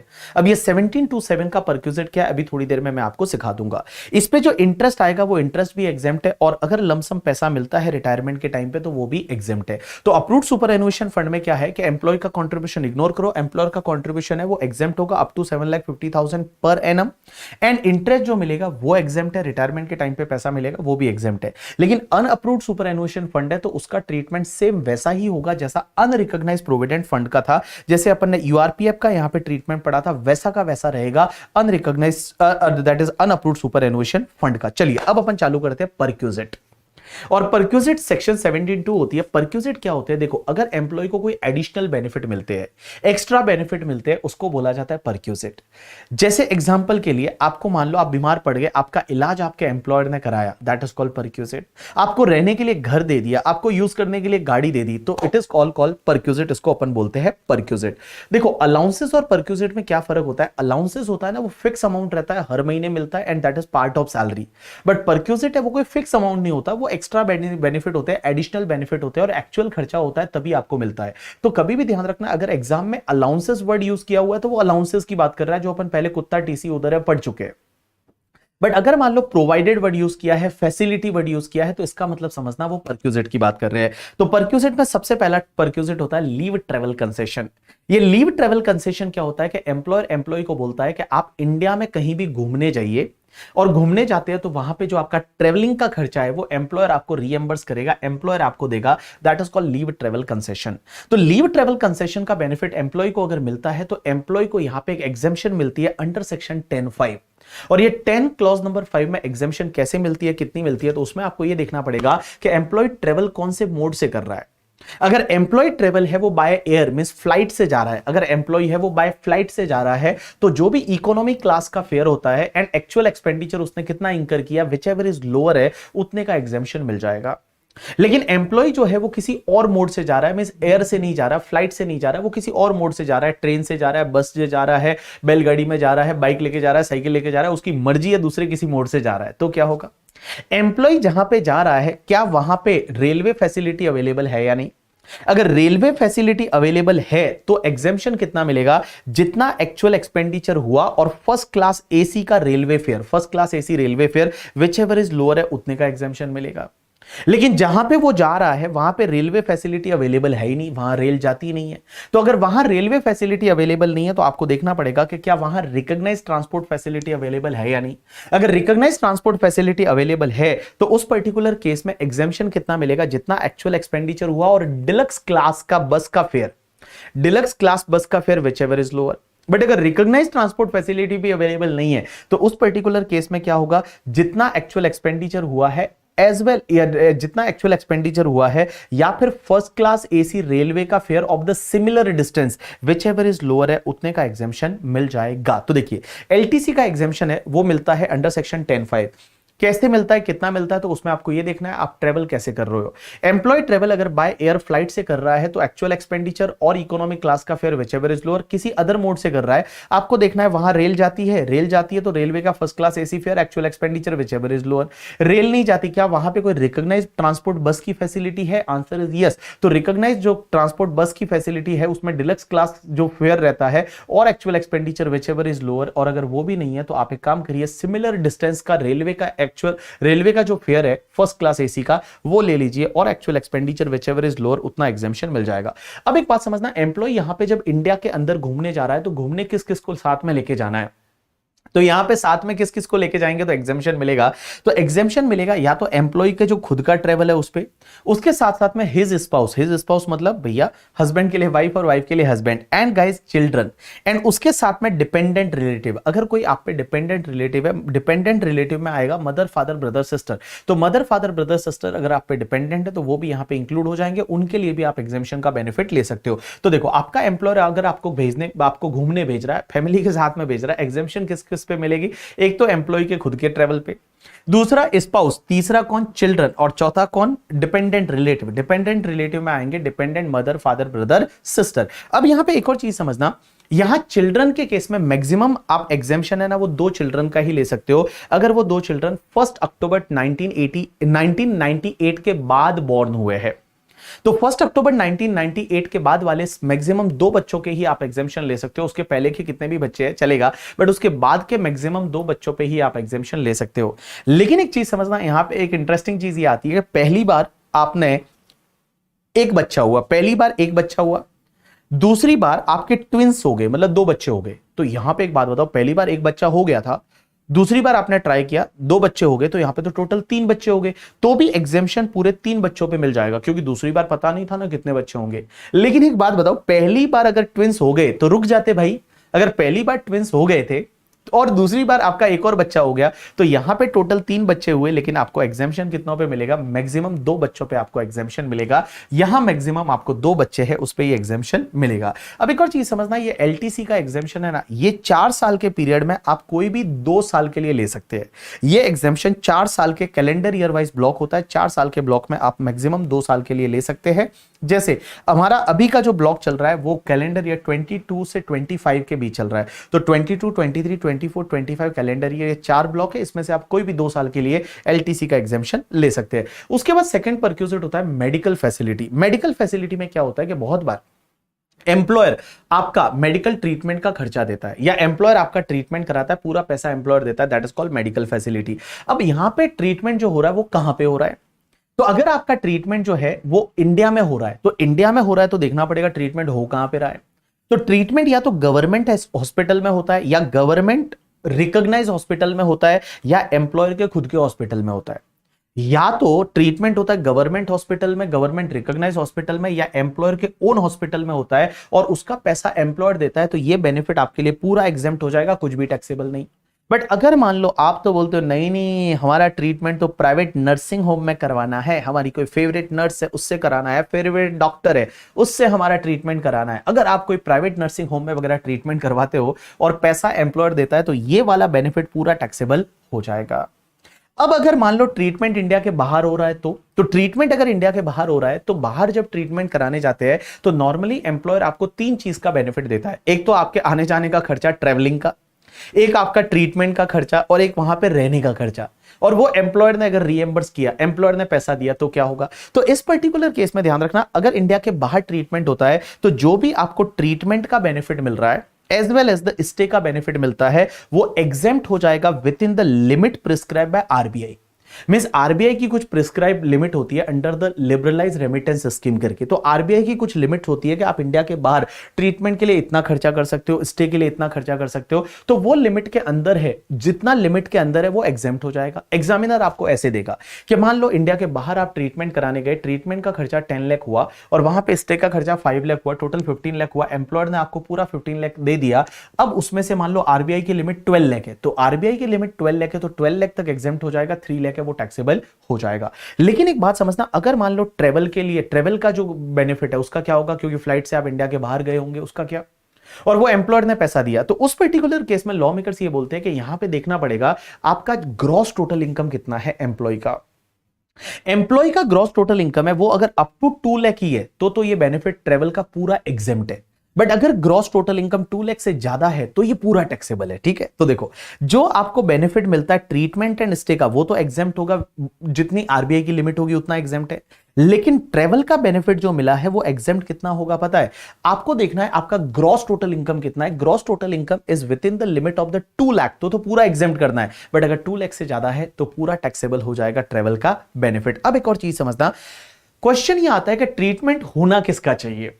तो ट्रीटमेंट होना चाहिए एक तो एम्प्लॉय का या फिर स्पाउस का या चिल्ड्रन का या फिर डिपेंडेंट रिलेटिव, और डिपेंडेंट रिलेटिव में वही मदर फादर ब्रदर सिस्टर आ जाएंगे। अब एक और चीज समझना, यहां पे जो आपका ट्रेवल का बेनिफिट है ना, as well as the stay का बेनिफिट का एग्जाम्पशन दो लोगों के लिए मैक्सिमम मिलेगा। एक तो पेशेंट के लिए जिसको जो बीमार है, जिसका ट्रीटमेंट हो रहा है, और दूसरा उसके साथ में एक अटेंडेंट गया है, तो अटेंडेंट जो एक है उसका एग्जाम्पशन आपको मिल जाएगा। अब एक और चीज समझना, यहां पे ध्यान रखना कि बहुत बार क्या होता है, एम्प्लॉयर एम्प्लॉय के लिए मेडिकल इंश्योरेंस प्रीमियम पे करता है, हेल्थ इंश्योरेंस एम्प्लॉयर लेता है, और एम्प्लॉयर क्या करता है, एम्प्लॉय के लिए हेल्थ इंश्योरेंस प्रीमियम पे करता है, मेडिक्लेम के लिए प्रीमियम पे करता है। तो वो प्रीमियम का बेनिफिट पूरा एग्जेम्प्ट है, वो टैक्सेबल नहीं होगा। वो प्रीमियम का बेनिफिट है वो पूरा एग्जेम्प्ट है, वो टैक्सेबल नहीं होगा। अब एक और चीज समझना, बहुत बार क्या होता है, आपको पता है बहुत बार कोविड हुआ था बच्चों को क्या, बहुत सारे एम्प्लॉयज को कोविड हुआ था, और कोविड के ट्रीटमेंट के लिए पैसा एम्प्लॉयर ने दिया था, और उन्होंने बहुत बार क्या होता था कि गवर्नमेंट हॉस्पिटल खाली ही नहीं थे, तो प्राइवेट हॉस्पिटल में इलाज कराया, तो क्या वो भी एग्जेम्प्ट होगा? Answer is yes. यहां पे एक एग्जेम्पशन ऐसा दिया था कि अगर मान लो कोविड से रिलेटेड कोई भी बीमारी हुई, और कोविड से रिलेटेड कोई भी बीमारी हुई है और उसका अगर ट्रीटमेंट कराया जाता है और एम्प्लॉयर ने पैसा दिया, भले वो प्राइवेट हॉस्पिटल में कराया लेकिन कोविड से रिलेटेड ट्रीटमेंट था, तो वो बेनिफिट पूरा एग्जेम्प्ट हो जाएगा, वो टैक्सेबल नहीं होगा। लेकिन उसमें कुछ ना कुछ कंडीशन है। कंडीशन क्या है कि पॉजिटिव रिपोर्ट, जो आपकी कोविड पॉजिटिव रिपोर्ट है एम्प्लॉय की या फैमिली मेंबर की, वो सबमिट करनी पड़ेगी एम्प्लॉयर को, वो डिटेल देगा। एज वेल एज आपका सब नेसेसरी डॉक्यूमेंट देने पड़ेंगे, मेडिकल ट्रीटमेंट एम्प्लॉय या उसके फैमिली मेंबर से रिलेटेड, और जो कोविड-19 से रिलेटेड था, suffered within 6 month from the date of being determine as कोविड-19 पॉजिटिव, मतलब कोविड-19 पॉजिटिव जैसे ही आप हुए उसके 6 महीने के अंदर अंदर कोई बीमारी वगैरह हुई कोविड से रिलेटेड है और उसका ट्रीटमेंट वगैरह कराया, तो जो भी बेनिफिट एम्प्लॉयर ने दिया वो पूरा एग्जेम्प्ट हो जाएगा करके, ठीक है। और एक्सपेंडिचर कितना हुआ उसका सर्टिफिकेट देना पड़ेगा। तो उस पर्टिकुलर केस में अगर ये तीनों कंडीशन सेटिस्फाइड होती है, तो एम्प्लॉयर ने कोविड ट्रीटमेंट कराया एम्प्लॉय के लिए, भले वो प्राइवेट हॉस्पिटल में कराया, तो भी वो पूरा एग्जेम्प्ट हो जाएगा। अब एक बात समझना, बहुत एम्प्लॉयर क्या करता है, एम्प्लॉय को लोन देता है कि चल तेरी शादी के लिए लोन ले दे देते हैं, या घर खरीदना है लोन दे देते हैं, और वो लोन कंसेशनल रेट पे देता है, या बहुत बार इंटरेस्ट ही चार्ज नहीं करता, तो उस पर्टिकुलर केस में क्या ये भी टैक्सेबल, ये बेनिफिट टैक्सेबल होगा? आंसर इज यस, ये बेनिफिट भी टैक्सेबल होगा। लेकिन इसमें एक चीज समझना, बेनिफिट टैक्सेबल कितना होगा, जितना लोन का अमाउंट है वो पूरा टैक्सेबल नहीं होगा। लोन का जो अमाउंट है मल्टीप्लाई बाय एसबीआई का इंटरेस्ट रेट कितना है और माइनस एक्चुअल इंटरेस्ट कितना एम्प्लॉय पे कर रहा है, वो आप लेस कर दीजिए। जो भी आपका डिफरेंस रेट रहेगा मल्टीप्लाई बाय लोन का अमाउंट कितना है, उतना बेनिफिट टैक्सेबल होगा। जैसे एग्जांपल के लिए मान लो मेरे एम्प्लॉय ने मेरे से 5 लाख रुपीस का लोन लिया, चलो मैंने उसको 5 लाख रुपीस का लोन दे दिया। अब मैंने उसको जो लोन दिया ना वो 4% इंटरेस्ट से दिया, 4% इंटरेस्ट की रेट है, और एसबीआई की रेट है मान लो 9%। तो यहां पे क्या होगा, 9% माइनस 4%, बेनिफिट 5% का हुआ, तो 5 lakh multiply by 5% comes to the 25,000। So 25,000 का इंटरेस्ट बेनिफिट है वो टैक्सेबल हो जाएगा in hands of the employ. लेकिन यहां पे एक चीज समझना, बहुत बार क्या होता है, छोटा मोटा लोन होता है। छोटा मोटा लोन का मतलब, अगर मान लो उसको बेचारे को एक साइकिल खरीदनी थी और उसके लिए उसने मेरे से 10,000 का लोन लिया, तो बेनिफिट टैक्सेबल नहीं होगा। मींस अप टू 20,000 का लोन है तो बेनिफिट टैक्सेबल नहीं करना, 20,000 से ज्यादा लोन है तो ही बेनिफिट टैक्सेबल करना है। और एक और चीज समझना, यहां पे आपको क्या करना है, अगर मान लो लोन जो लिया है वो कोई स्पेसिफाइड डिजीज के ट्रीटमेंट के लिए लिया है, जैसे मान लो कोई दिल दहला देने वाली बीमारी हो गई एम्प्लॉय को, और एम्प्लॉय ने उस ट्रीटमेंट के लिए अगर कोई लोन लिया है, तो उसका कोई भी इंटरेस्ट बेनिफिट है वो टैक्सेबल नहीं करना, भले यहां पे जो आपका इंटरेस्ट है वो आपका आपका लोन है वो 20,000 से ज्यादा है। यहां पे एक बात समझना, आप जो एसबीआई का इंटरेस्ट रेट लोगे वो कौन सी डेट का लोगे, तो एसबीआई का इंटरेस्ट रेट आपको लेना है 1 अप्रैल of the previous year. Means previous year आपके लिए 23-24 है, तो 1 अप्रैल 2023 को एसबीआई का इंटरेस्ट रेट क्या है वो आपको लेना है, ठीक है। अब एक और चीज समझना, यहां पे इंटरेस्ट कैलकुलेट होता है ना वो आउटस्टैंडिंग बैलेंस पे होता है, और आउटस्टैंडिंग बैलेंस कौन सा लेना है, एवरी मंथ के लास्ट डेट को कितना आउटस्टैंडिंग था। तो जैसे आपको मान लो अप्रैल में फॉर एन एग्जांपल आप एवरी मंथ कुछ ना कुछ अमाउंट पे कर रहे हो, रीपे कर रहा है एम्प्लॉय है वो कुछ ना कुछ रीपे कर रहा है, तो आपको देखना है कि अप्रैल के एंड में कितना होगा, उस पे 1 मंथ का इंटरेस्ट, मई में के एंड में कितना है, उस पे 1 मंथ का इंटरेस्ट, वैसे आपको कैलकुलेट करना है। बट अगर रीपेमेंट नहीं हुआ तो आप सीधा रेट लेके कैलकुलेट कर सकते हैं। चलिए उसके बाद नेक्स्ट परक्यूजिट आता है गिफ्ट। गिफ्ट के केस में अगर एम्प्लॉय को एम्प्लॉयर से गिफ्ट मिलता है तो गिफ्ट का क्या होगा, अगर गिफ्ट पैसा मिला है, कैश में मिला है, तो पूरा टैक्सेबल कर दो। बट अगर काइंड में मिला है, मींस अगर मान लो काइंड में मिला है, जैसे कोई टीवी मिल गया गिफ्ट में, या कोई रेडियो मिल गया, मोबाइल फोन मिल गया, तो अगर गिफ्ट है वो इन काइंड में मिला है, तो उसमें आपको देखना है कि अगर उसकी वैल्यू लेस देन 5,000 है तो पूरा एग्जेम्प्ट है। लेस देन 5,000 है तो पूरा एग्जाम्प्ट है, लेकिन वैल्यू अगर 5,000 या उससे ज्यादा है तो पूरा टैक्सेबल कर देने का। बहुत बार क्या होता है, ईसॉप मिलता है एम्प्लॉय को, तो एम्प्लॉय को अगर ईसॉप मिलता है तो उस पर्टिकुलर केस में क्या होता है, एम्प्लॉय को बेनिफिट मिलेगा। और एम्प्लॉय को बेनिफिट कितना मिलेगा, टैक्सेबल कितना होगा, कि जो एफएमवी ऑफ द शेयर है माइनस इश्यू प्राइस कितना है। जैसे for an example fair market value share का 300 था और एम्प्लॉय को ईसॉप में 100 रुपीज में दे दिया, तो 200 रुपीज का बेनिफिट है वो एम्प्लॉय के लिए टैक्सेबल हो जाएगा करके। ठीक है, यहां पे एफएमवी आपको कौन सी डेट की लेनी है, एफएमवी आपको उस डेट की लेनी है जिस डेट को एम्प्लॉय वो अपना ऑप्शन एक्सरसाइज करता है। तो एम्प्लॉय ने जिस दिन ऑप्शन एक्सरसाइज किया उस दिन की आपको यहां पे एफएमवी लेनी है। अब यहां पे एक और चीज समझना कि सर आप बोल रहे हो कि एफएमवी माइनस जो इश्यू प्राइस है वो डिफरेंस टैक्सेबल हो जाएगा। जैसे 300 का एफएमवी था, 100 रुपीज में ईशॉप इश्यू किया था, 200 टैक्सेबल हो गया। लेकिन एम्प्लॉय आगे जाके उस शेयर को बेचेगा तो कॉस्ट क्या लेगा, तो कॉस्ट आपको फिर 300 लेनी है, क्योंकि 100 रुपीज आपने कंपनी को दिया था, 200 पे आपने सैलरी में पे किया, तो अब आपकी कॉस्ट है वो 300 हो जाएगी। तो फ्यूचर में अगर वो शेयर को बेचते और कैपिटल गेन लगता है तो उसकी कॉस्ट ऑफ एक्विजिशन आपको 300 लेना है। उसके बाद नेक्स्ट पार्ट पे चलते हैं, यूज ऑफ मूवेबल असेट। बहुत बार ऐसा होता है कि एम्प्लॉयर क्या करता है, एम्प्लॉय को कोई असेट यूज करने के लिए देता है कि चल तेरे घर पे ये यूज कर ले करके। ठीक है, जैसे घर के लिए मान लो रेडियो दे दिया, टीवी दे दिया, फ्रीज दे दिया, तो उस पर्टिकुलर केस में क्या होगा, तो अगर एम्प्लॉयर ने कोई असेट यूज करने के लिए दिया है, आपको देखना है वो असेट है कौन सी। तो असेट अगर लैपटॉप या कंप्यूटर है, एक बात बताओ, कंप्यूटर लैपटॉप एम्प्लॉय को देते हैं, एम्प्लॉय बेचारा काम करता है घर पे बैठे बैठे भी, तो उसको कोई बेनिफिट ज्यादा मिलता नहीं है। हो सकता है कभी कभी कुछ मूवी वूवी देख लेता होगा नेटफ्लिक्स पे वगैरह, बट ज्यादा बेनिफिट होता नहीं है, तो वो वाला पूरा एग्जेम्प्ट होगा। अगर आपने यूज करने के लिए लैपटॉप दिया या फिर कंप्यूटर दिया तो पूरा एग्जेम्प्ट है। लेकिन अगर आपने कोई अदर असेट दी, तो जैसे टीवी है, एसी है, एटसेट्रा एटसेट्रा, अगर अदर असेट दी, तो अब वो अदर असेट में आपको देखना है कि वो असेट है किसकी। अगर एम्प्लॉयर की खुद की है, अगर एम्प्लॉयर की खुद की असेट है और एम्प्लॉयर ने खुद की असेट ही एम्प्लॉय को यूज करने के लिए दिया है, तो एम्प्लॉय के हाथ में टैक्सेबल बेनिफिट होगा 10% ऑफ द कॉस्ट, मींस उसका जितना कॉस्ट था उस असेट का मल्टीप्लाई बाय 10% एम्प्लॉय के हाथ में टैक्सेबल होगा। अगर वो हायर्ड बाय द एम्प्लॉयर है, मींस एम्प्लॉयर ने भाड़े पे लाके और वो असेट यूज करने के लिए दी है एम्प्लॉय को, तो उस पर्टिकुलर केस में टैक्सेबल अमाउंट होगा higher charges paid by the employer. अब एक और कॉन्सेप्ट आता है ट्रांसफर ऑफ मूवेबल असेट। बहुत बार क्या होता है, एम्प्लॉयर एम्प्लॉय को असेट बेच देता है। जैसे फॉर एन एग्जांपल मेरे पास में एक कार थी और वो कार मैंने मेरे एम्प्लॉय को सस्ते में दे दी, मेरे पास एक साइकिल थी वो सस्ते में दे दी, मेरे पास कोई फर्नीचर था वो सस्ते में मैंने एम्प्लॉय को बेच दिया। अगर transfer of the movable asset है तो क्या होगा, तो एम्प्लॉय के हाथ में टैक्सेबल कितना होगा, जो भी आपका डब्ल्यूडीवी है माइनस एम्प्लॉय कितना पैसा दे रहा है, डिफरेंस है वो टैक्सेबल हो जाएगा। जैसे मान लो मैंने कार है मेरे एम्प्लॉय को ट्रांसफर कर दी, उसका डब्ल्यूडीवी है वो 2 लाख है, बट एम्प्लॉय ने मुझे उसमें 50,000 ही दिया, तो 1,50,000 का उसको बेनिफिट हुआ, तो 1,50,000 उसके हाथ में टैक्सेबल हो जाएगा। तो यहां पे टैक्सेबल अमाउंट आपको कैसे निकालना है, आपको देखना पड़ेगा वो असेट कौन सी है। अगर कंप्यूटर एंड लैपटॉप है तो बेटा टैक्सेबल अमाउंट होगा डब्ल्यूडीवी माइनस कंसिडरेशन। लेकिन एक चीज ध्यान रखना, यहां पे डब्ल्यूडीवी निकालते टाइम आपको डेप्रीशिएशन कंसिडर करना है at the rate 50% on the WDV method. WDV method से आप एक काम करिए, जैसे फॉर एन एग्जांपल मैंने कंप्यूटर लैपटॉप है वो 3 इयर्स पहले खरीदा था, तो 3 इयर्स पहले खरीदा था और खरीदा था 1 लाख में, तो आज डब्ल्यूडीवी कितनी होगी, तो 1 लाख में से मेरे को क्या करना है, 3 इयर्स अगर हो चुके हैं तो 50% है वो डेप्रीशिएशन लेस करना है 3 इयर्स का।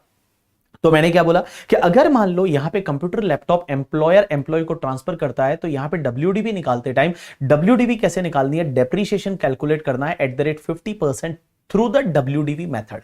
लेकिन अगर वो कार है तो यहां पे डब्ल्यूडीवी कैलकुलेट करना है by applying the depreciation at the rate 20% on the WDV method.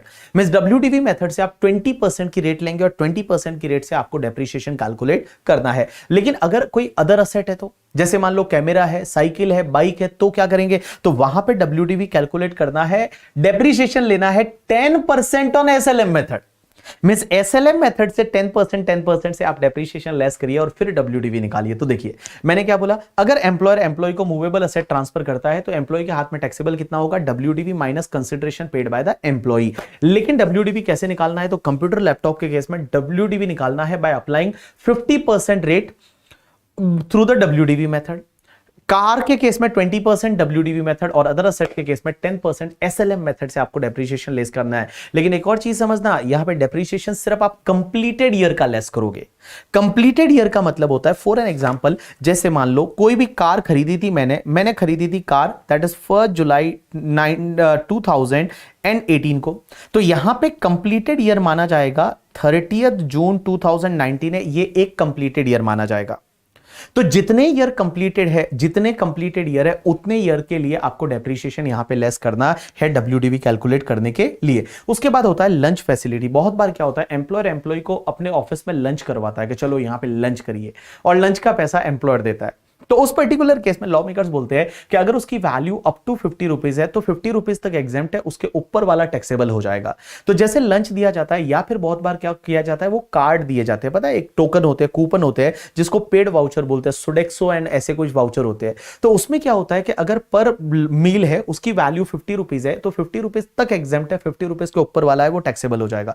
लेकिन ऑफिस में अगर चाय बिस्किट खिलाई जाती है, अगर ब्रेकफास्ट दिया जाता है, तो वो टैक्सेबल नहीं होगा। एज वेल एज बहुत बार क्या होता है, अगर फैक्ट्री है वो रिमोट एरिया में, जंगल वंगल में, और वहां पे अगर लंच वगैरह दिया जाता है तो वो एग्जेम्प्ट है, वो टैक्सेबल नहीं होगा। अब एक और चीज समझना, ये बड़ा इंटरेस्टिंग परक्यूजिट आता है। ये परक्यूजिट ये बोलता है, मैंने आपको क्या बताया पता है कि देखो एम्प्लॉयर कंट्रीब्यूशन आरपीएफ में करता है, तो मैंने वहां पे क्या बताया, आरपीएफ में अगर कंट्रीब्यूट एम्प्लॉयर करता है तो up to 12% of salary exempt है। अगर मान लो एम्प्लॉयर जो है वो कंट्रीब्यूट करता है अप्रूव्ड सुपरएनुएशन फंड में, तो वहां मैंने बताया था 7,50,000 तक एग्जेम्प्ट है।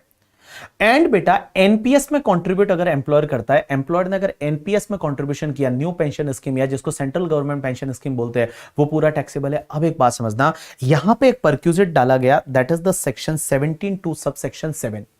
और ये परक्यूजिट क्या बोलता है कि अगर एम्प्लॉयर ने एम्प्लॉय के लिए कंट्रीब्यूशन किया आरपीएफ में, रिकॉग्नाइज्ड प्रोविडेंट फंड, एनपीएस में, न्यू पेंशन सिस्टम ट्रस्ट और न्यू पेंशन स्कीम और नेशनल पेंशन स्कीम, और अप्रूव्ड सुपर एनुएशन फंड में, एएसएफ में, और एम्प्लॉयर ने किसी भी ईयर में कंट्रीब्यूशन अगर 7,50,000 से ज्यादा किया है, तो बेटा 7,50,000 के ऊपर वाला कंट्रीब्यूशन है ना, वो एम्प्लॉय के हाथ में एज अ परक्यूजिट माना जाएगा और एम्प्लॉय के हाथ में टैक्सेबल हो जाएगा। जैसे मैंने क्या बताऊं, इधर देखो, इधर देखो, जैसे एक एम्प्लॉयर है, एम्प्लॉयर ने क्या किया, एम्प्लॉय के लिए आरपीएफ में, एनपीएस में एंड अप्रूव्ड सुपर एएसएफ में, इन तीनों में मिला के कंट्रीब्यूशन एम्प्लॉयर ने किया 9 लाख का। तो लॉ मेकर्स बोलते हैं कि 7,50,000 को आप छोड़ दीजिए, इसके ऊपर वाला जो 1,50,000 है ना, ये 1,50,000 एज अ परक्यूजिट माना जाएगा और ये एम्प्लॉय के लिए टैक्सेबल हो जाएगा। तो ऐसा ध्यान रखिए, एम्प्लॉयर ने एम्प्लॉय के लिए अगर आरपीएफ में, एनपीएस में या एएसएफ में 7,50,000 से ज्यादा का कंट्रीब्यूशन किया, तो in excess of the 7,50,000 is taxable in hands of the employ as a perquisite. अब एक और चीज समझना, ये 7,50,000 से ऊपर वाला 1,50,000 है, ये तो टैक्सेबल होगा, लेकिन इस 1,50,000 पे जो भी इंटरेस्ट आएगा एवरी ईयर, वो भी टैक्सेबल होगा। लेकिन ये इंटरेस्ट कैसे कैलकुलेट करेंगे, तो उसके लिए इन्होंने एक सेक्शन बनाई, that is the section 17 subsection 2 clause number 7A। देखो ऊपर वाला क्या था, 750 से ऊपर वाला है वो टैक्सेबल होगा, और यहां पे क्या है, वो 750 से ऊपर वाला 150 हुआ। अब उस पे जो इंटरेस्ट एवरी ईयर आएगा, उस पे जो इनकम एवरी ईयर आएगा, वो भी टैक्सेबल होगा। लेकिन वो इनकम कैसे कैलकुलेट करेंगे, तो उसके लिए उन्होंने क्या किया, एक फॉर्मूला दिया। और ये फॉर्मूला क्या बोलता है, समझने की कोशिश करना। फॉर्मूला है कि टीपी मींस आपको क्या निकालना है कि 750 से ऊपर वाला जो एम्प्लॉयर का कंट्रीब्यूशन है, उस पे हर साल इनकम कितनी अक्रू हो रही है, वो इनकम भी टैक्सेबल करना है, एज अ परक्यूजिट मानना है। लेकिन वो कैसे निकालेंगे, तो उसके लिए फॉर्मूला बनाया गया कि टीपी का मतलब होता है कि taxable perquisite under section 17(2)(7A means interest कितना आया 750 से ऊपर वाले कंट्रीब्यूशन पे एम्प्लॉयर के। अब एक बात बताओ कैसे निकालना है, तो पीसी डिवाइड बाय 2 करिए, multiply by R, plus PC1 plus TP1 multiply by R. तो एक फॉर्मूला बन गया, PC divide by 2 multiply by R plus PC1 plus TP1 multiply by R. तो देखो क्या बोला मैंने, PC divide by 2 multiply by R plus PC1 plus TP1 plus PC1 plus TP1 multiply by R. अब एक बात समझो, अब अपन देखते हैं सबसे पहले ये PC का मतलब क्या है। तो मैं बताऊं, ये फर्स्ट PC जो है, PC का मतलब होता है प्रेजेंट करंट ईयर, ऐसा याद रखो, प्रेजेंट करंट ईयर वैसा वाला करके, ठीक है। PC का मतलब होता है कि इस साल में एम्प्लॉयर ने 750 से कितना ज्यादा कंट्रीब्यूट किया। जैसे फॉर एन एग्जांपल, अपने एग्जांपल में इस साल में एम्प्लॉयर ने कंट्रीब्यूट किया 9 लाख, तो 750 से ज्यादा कितना है, 1,50,000 हो जाएगा। तो 1,50,000 is your PC, divide by 2 कर दीजिए। मींस करंट ईयर में एम्प्लॉयर ने 750 से कितना ज्यादा कंट्रीब्यूट किया, that is called your PC, divide by 2 कर दीजिए, मल्टीप्लाई बाय आर क्या है वो बताऊंगा। अब क्वेश्चन आता है PC1 क्या होता है। PC1 का मतलब होता है कि बाबू पिछले सालों में means last year, last to last year, उसके लास्ट ईयर, पिछले सालों में एम्प्लॉयर ने 750 से ज्यादा कितना कंट्रीब्यूशन किया था उसको एक्यूमुलेट कर दो। जैसे लास्ट ईयर एम्प्लॉयर ने 10 लाख किया था, उसके लास्ट ईयर भी 10 लाख किया था, उसके लास्ट ईयर भी 10 लाख किया था, तो मैं बोलूं 2,50,000, 2,50,000, 2,50,000, टोटल 750, तो वो ले लीजिए आप।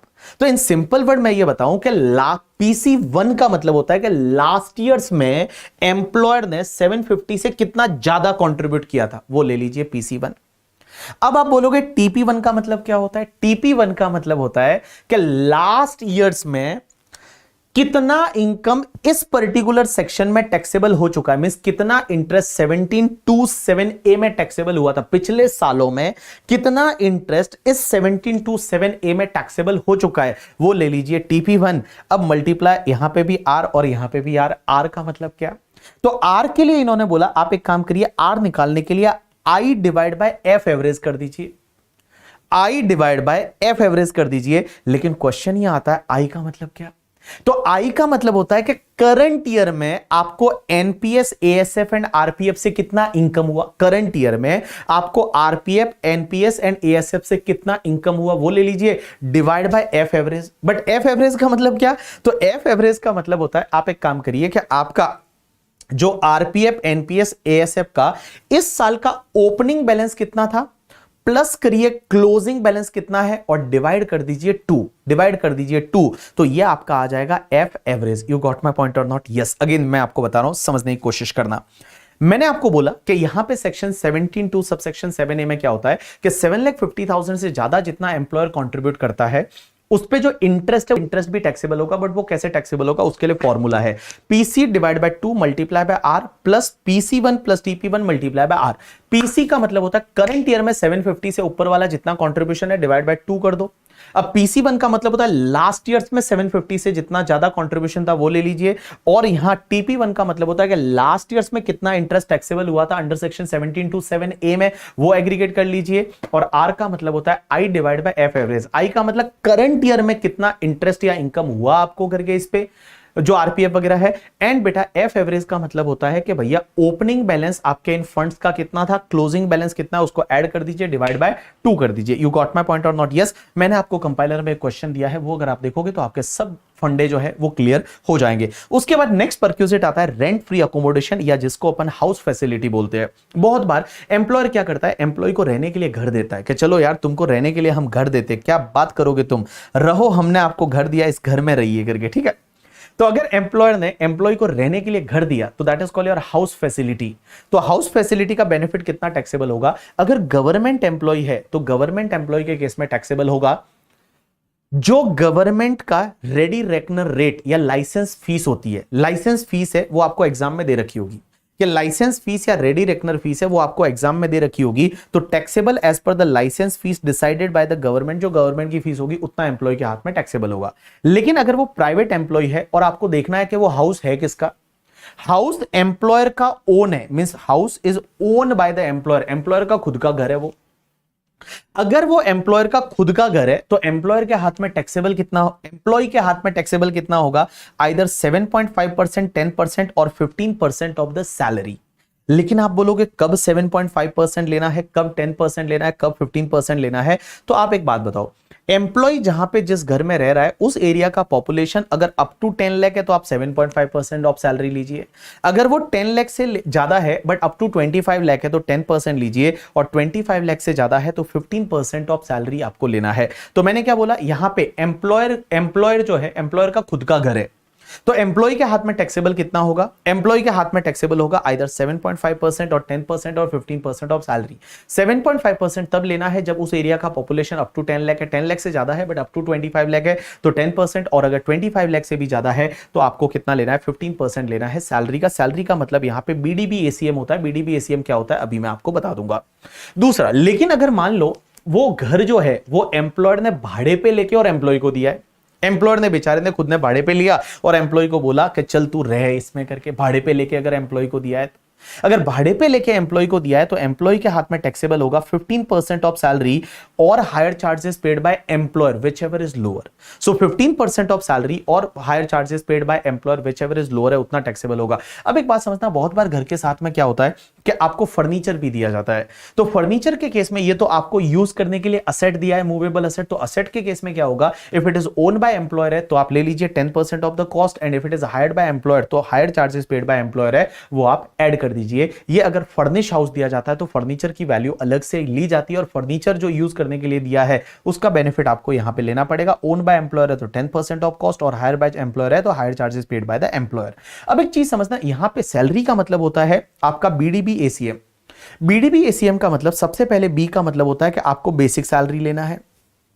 डी का मतलब होता है आपको डियरनेस अलाउंस लेना है, सिर्फ टर्म्स वाला। उसके बाद बी का मतलब होता है बोनस। ए का मतलब होता है आपको टैक्सेबल अलाउंसेस कितने वो लेने हैं। सी का मतलब होता है कमीशन और एम का मतलब होता है other monetary income other than perquisite.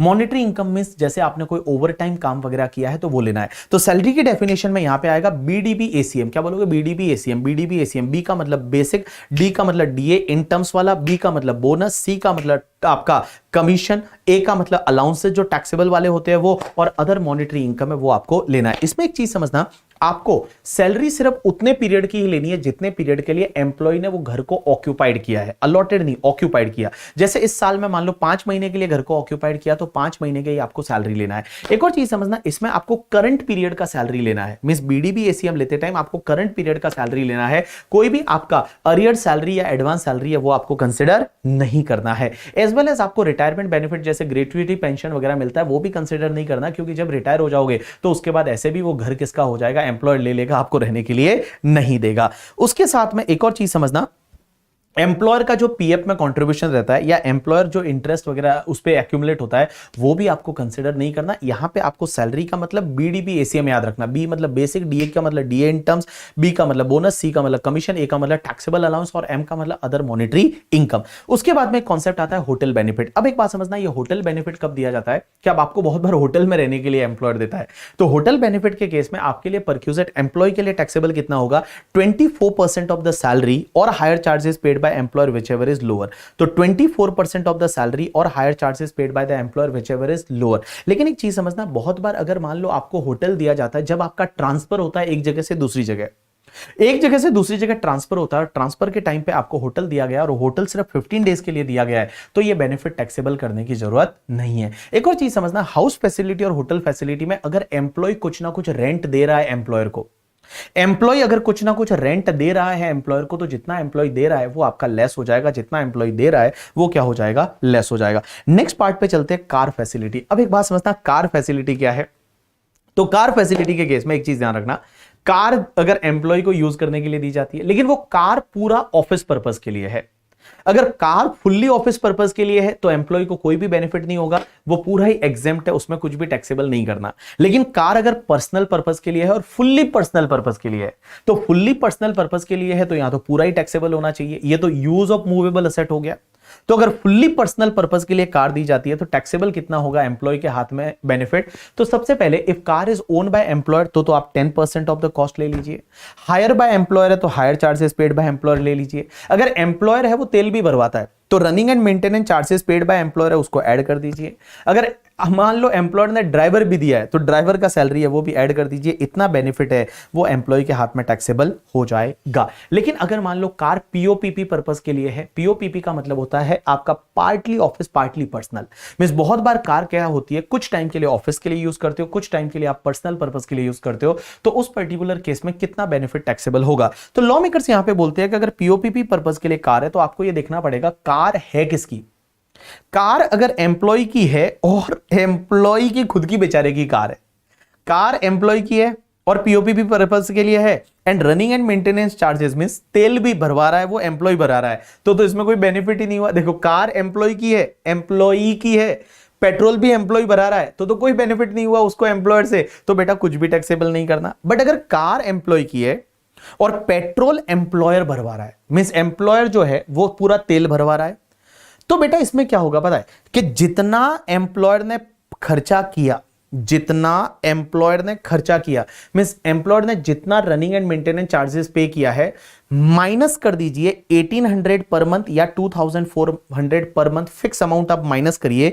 1800 per month तब करना है जब कार 1600 सीसी तक की है, और अगर 1600 सीसी से ज्यादा है तो 2400 है, वो आप क्या करिए पर मंथ माइनस कर दीजिए। जो भी बचेगा ये तुम्हारे लिए टैक्सेबल परक्यूजिट हो जाएगा। तो देखो, कार एम्प्लॉय की है, तेल भी एम्प्लॉय भरा रहा है, कोई बेनिफिट नहीं, नथिंग इज टैक्सेबल।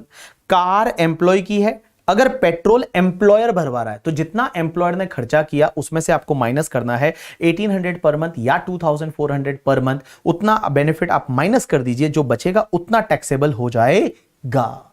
अब एक चीज समझना, ये एग्जाम में नॉर्मली नहीं आता, एग्जाम में आता है कि कार एम्प्लॉयर की है और कार एम्प्लॉयर की है, और अगर पेट्रोल एम्प्लॉई भरा रहा है तो थोड़ा तो बेनिफिट हुआ, क्योंकि कार पीओपीपी पर्पस के लिए है।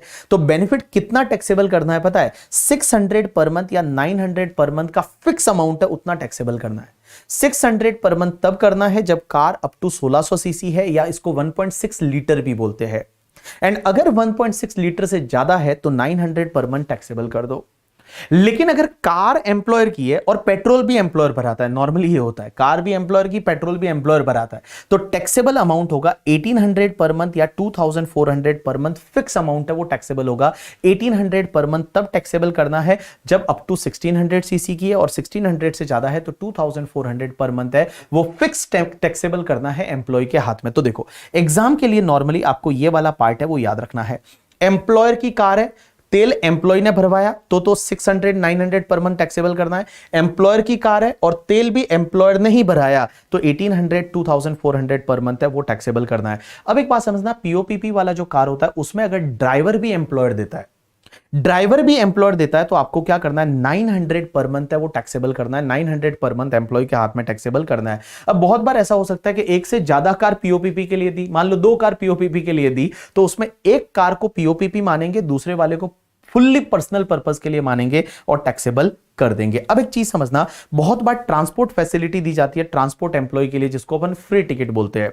तो यहां पे लॉ मेकर्स ये बोलते हैं कि अगर एयरलाइंस वाले एम्प्लॉयज को एयरलाइंस की फ्री फैसिलिटी दी जाती है वो एग्जेम्प्ट है। अगर रेलवे वाले एम्प्लॉयज को रेलवे की फैसिलिटी दी जाती है वो एग्जेम्प्ट है। बट बाकी एम्प्लॉय को, अगर मान लो बस वालों को बस की फैसिलिटी दी जाती है तो वो टैक्सेबल हो जाएगा। अब बहुत बार एम्प्लॉयर क्या करता है, आपको एजुकेशन फैसिलिटी देता है, एजुकेशन फैसिलिटी देता है, तो उसमें क्या होगा, अगर मान लो एजुकेशन प्रोवाइड किया जाता है, एम्प्लॉय को खुद को एजुकेशन फैसिलिटी दी तो पूरा एग्जेम्प्ट है। अगर एम्प्लॉय के बच्चों के लिए दी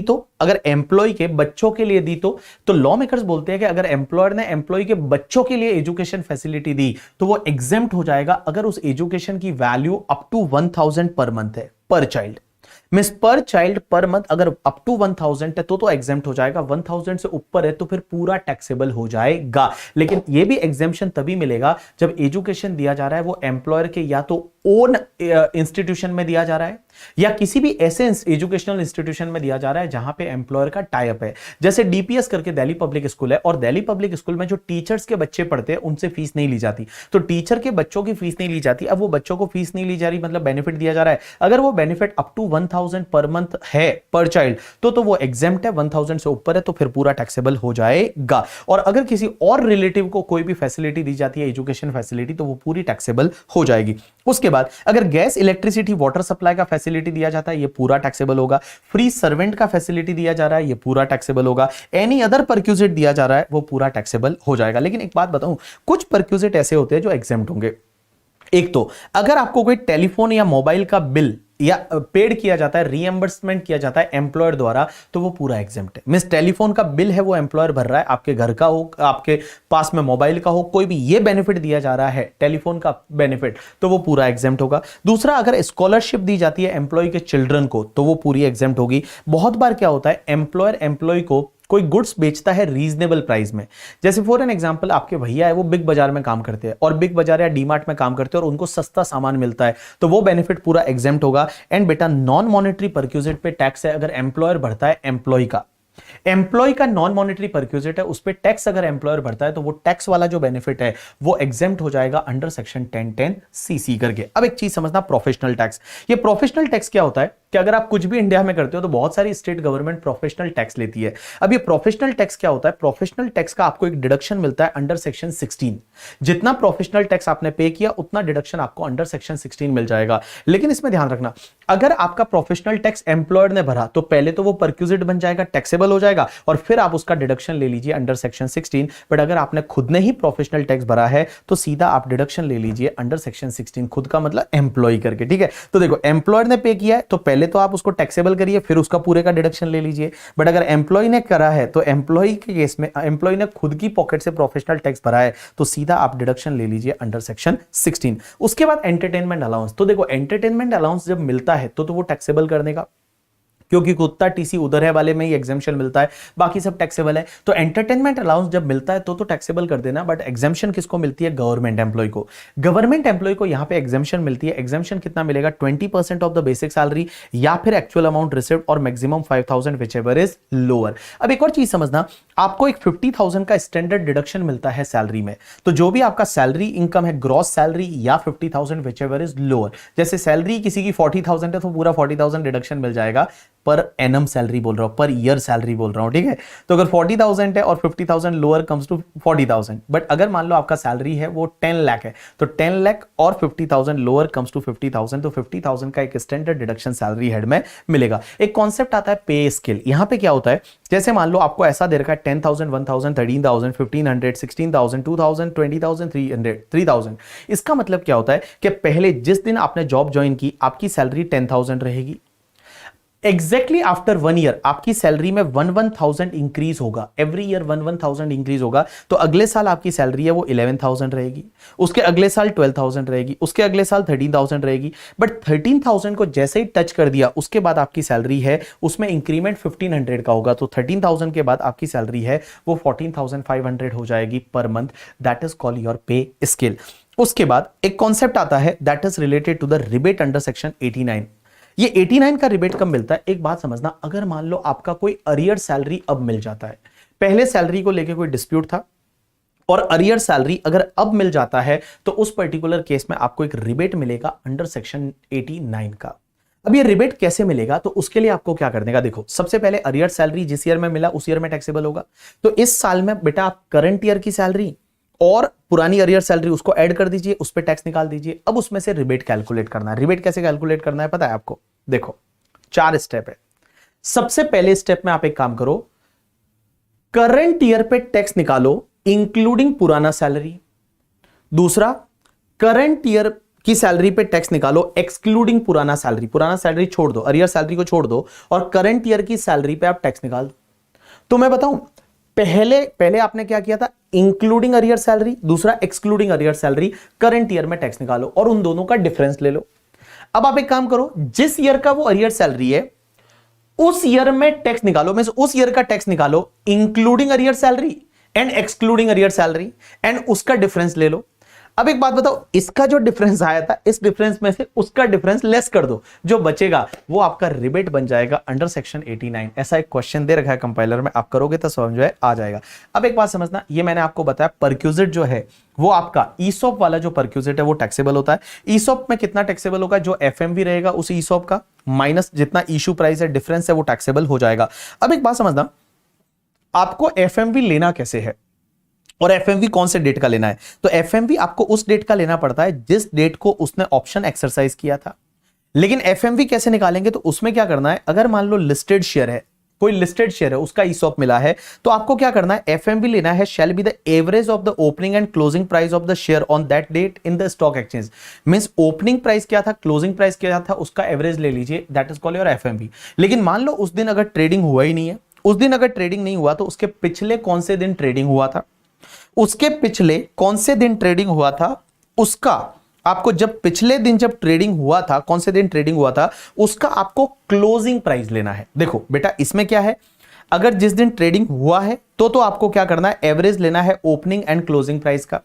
लेकिन अगर उस दिन ट्रेडिंग नहीं हुआ तो पिछले दिन जब ट्रेडिंग हुआ था उसका क्लोजिंग प्राइस क्या था, वो क्लोजिंग प्राइस आप ले लीजिए, that will be the FMV. अब मान लो अनलिस्टेड कंपनी का शेयर है तो उसकी एफएमवी निकाल के देता है आपको मर्चेंट बैंकर है, वो एफएमवी निकाल के देगा। अब देखो एफएमवी कैलकुलेशन से रिलेटेड आपके एग्जाम में क्वेश्चन नहीं आएगा, उसके बाद जो मैंने आपको दे रखा है वो आप एक बार के लिए छोड़ सकते हैं, कोई दिक्कत नहीं है। तो यहां पे आपका ये सैलरी वाला, अच्छा एक और चीज समझना, इस बार से आपको पता है कि आपकी 115 बीएससी है ना, वो डिफॉल्ट टैक्सेशन रेजिम है। डिफॉल्ट टैक्सेशन रेजिम मतलब कुछ भी नहीं बोला तो 115 बीएससी फॉलो करना है। अब एक बात बताऊं, 115 बीएससी अगर आप फॉलो करते हो ना तो आपको 5 बेनिफिट नहीं मिलते सैलरी में। 5 बेनिफिट सरेंडर करने पड़ेंगे, आहुतियां देनी पड़ेगी, 5 बेनिफिट को आपको छोड़ना पड़ेगा। कौन कौन से 5 बेनिफिट? सबसे पहला तो आपको पता है एलटीसी का मैंने एग्जेम्पशन बताया था 10(5) वाला, वो एलटीसी का एग्जेम्पशन आपको नहीं मिलेगा, लीव ट्रेवल कंसेशन का एग्जेम्पशन आपको नहीं मिलेगा। दूसरा, आपको एचआरए का एग्जेम्पशन नहीं मिलेगा। तीसरा, आपको कोई भी अलाउंसेस के जो एग्जेम्पशन थे ना, अलाउंसेस के एग्जेम्पशन नहीं मिलेंगे, जैसे वो children hostel allowance, children education allowance वगैरह, वो नहीं मिलेंगे। लेकिन डीटीडीसी मिलेगा। डीटीडीसी का मतलब, डी का मतलब होता है दिव्यांग एम्प्लॉय को जो कम्यूटेशन अलाउंस का एग्जेम्पशन मिलता है 3200 पर मंथ, वो मिलेगा।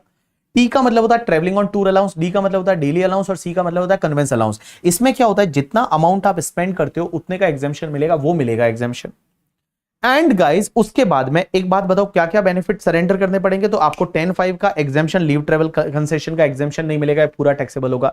एचआरए का एग्जेम्पशन नहीं मिलेगा, ये पूरा टैक्सेबल होगा। तीसरा, आपके अलाउंसेस के एग्जेम्पशन नहीं मिलेंगे बट डीटीडीसी का एग्जेम्पशन मिल जाएगा। चौथा, आपका सेक्शन 16 में एक चीज ध्यान रखना, जो एंटरटेनमेंट अलाउंस का एग्जेम्पशन है एंड प्रोफेशनल टैक्स का एग्जेम्पशन है, बेसिकली डिडक्शन बोलते हैं, वो नहीं मिलेंगे। तो entertainment allowance and professional tax का जो डिडक्शन है वो आपको नहीं मिलेगा। तो जो deduction under section 16(2) and 16(3) for the entertainment allowance and professional taxes है, वो आपको डिडक्शन नहीं मिलेगा।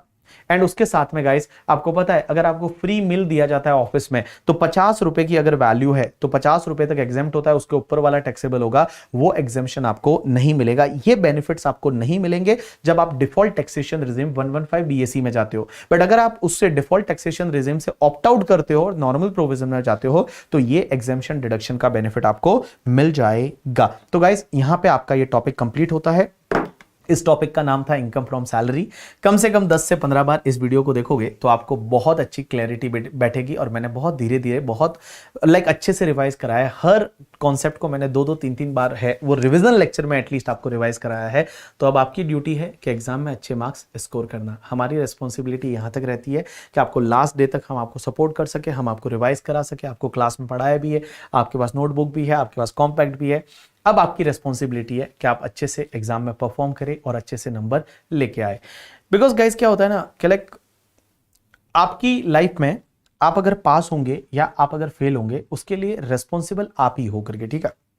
You are responsible for everything. इस दुनिया में कोई किसी के लिए रिस्पॉन्सिबल नहीं होता करके, ठीक है। आप अपने लिए खुद रिस्पॉन्सिबल हो। वाई? बिकॉज एक चीज आपने नोटिस की होगी कि हम जब बच्चों, हमारा रोल कितना है आपके सक्सेस में या आपके फेलियर में? हमारा रोल जो है ना वो ओनली 5% है। 95% इज योर रोल। अगर आप रैंक लेके आएंगे तो भी वो आपके वजह से लेके आएंगे, अगर आप नहीं कर पाते तो भी उसमें आपका रोल है। तो एक चीज बताओ ना, देखो, you are only maker and breaker of your life.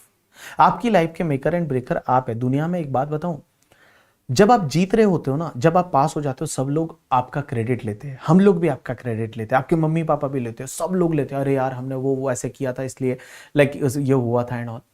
तो मैं बोलता हूं आपको जीतना है, आपको मेहनत करनी है। और ये 4-5 महीने का तो सवाल है यार एग्जाम के लिए। और अगर ये 3-4 महीने, 4-5 महीने जो भी आपके एग्जाम के बचे, इसको आपने 100% यूटिलाइज अच्छे से कर लिया ना, आई स्वेयर आप लोग अच्छे से अगर उसको यूटिलाइज करते हो ना, आप आराम से पास हो जाओगे, आराम से पास होंगे, अच्छे नंबर से पास होंगे करके। और मैं बताऊं, यही वाला टाइम है जब आपको अपनी प्रोसेस पे ध्यान देना। बिकॉज रिजल्ट हर किसी को चाहिए, हर कोई चाहता है मेरी रैंक आ जाए, ऑल इंडिया रैंक 1 आ जाए, ये हो जाए, वो हो जाए। चाहता बहुत कुछ है बट उसके लिए करना पड़ता है, कंफर्ट जोन से बाहर आना पड़ता है, उसके लिए मेहनत करनी पड़ती है। और जब आप अच्छी मेहनत करोगे और अच्छे से जब आप चीजों को करोगे, तब जाके जो है वो कुछ ना कुछ अच्छा होने वाला है अपने साथ में। और मैं बता दूं, आप ये सोच के चलिए, ये जो एग्जाम आप देने वाले हैं, ये आपकी लाइफ का लास्ट एग्जाम है। मींस इंटरमीडिएट का एग्जाम है, ये आपके लिए लास्ट है। अब सीधा सीए फाइनल में मिलने वाले हैं, तो उसी तरीके से तैयारी करिए। बिकॉज क्या होता है ना, लाइफ में बहुत बार जब आप सोशल मीडिया यूज करते हो, आप इंस्टाग्राम यूज करते हो, टेलीग्राम और बाकी कुछ मूवी वगैरह, वो उसमें बहुत मजा आता है वो देखना। रील्स आजकल तो उसका एल्गोरिदम ही ऐसा है कि ये रील्स पे रील्स आती रहेगी आती रहेगी। उसमें अच्छा है क्योंकि अच्छे हार्मोन्स रिलीज होते हैं, अच्छा लगता है, अपने को अच्छा फील होता है। बट पढ़ना किसको अच्छा लगता है? नहीं लगता ना। बट मैं बताऊं, यही चीज है, यही तो टाइम है जब आपको अपने कंफर्ट से बाहर आना है। और कंफर्ट से बाहर आके तो देखिए, एक बार मेहनत करके तो देखिए, जबरदस्त मेहनत करिए। मैं हमेशा बोलता हूँ give your 100%, I will give you 50% and we need only 50% to crack the exam करके, ठीक है? तो भैया आप पास हो रहे हो और उसके बाद सीए फाइनल में हम लोग मिलने वाले हैं। चलिए आज के लिए इतना बहुत है, थैंक यू।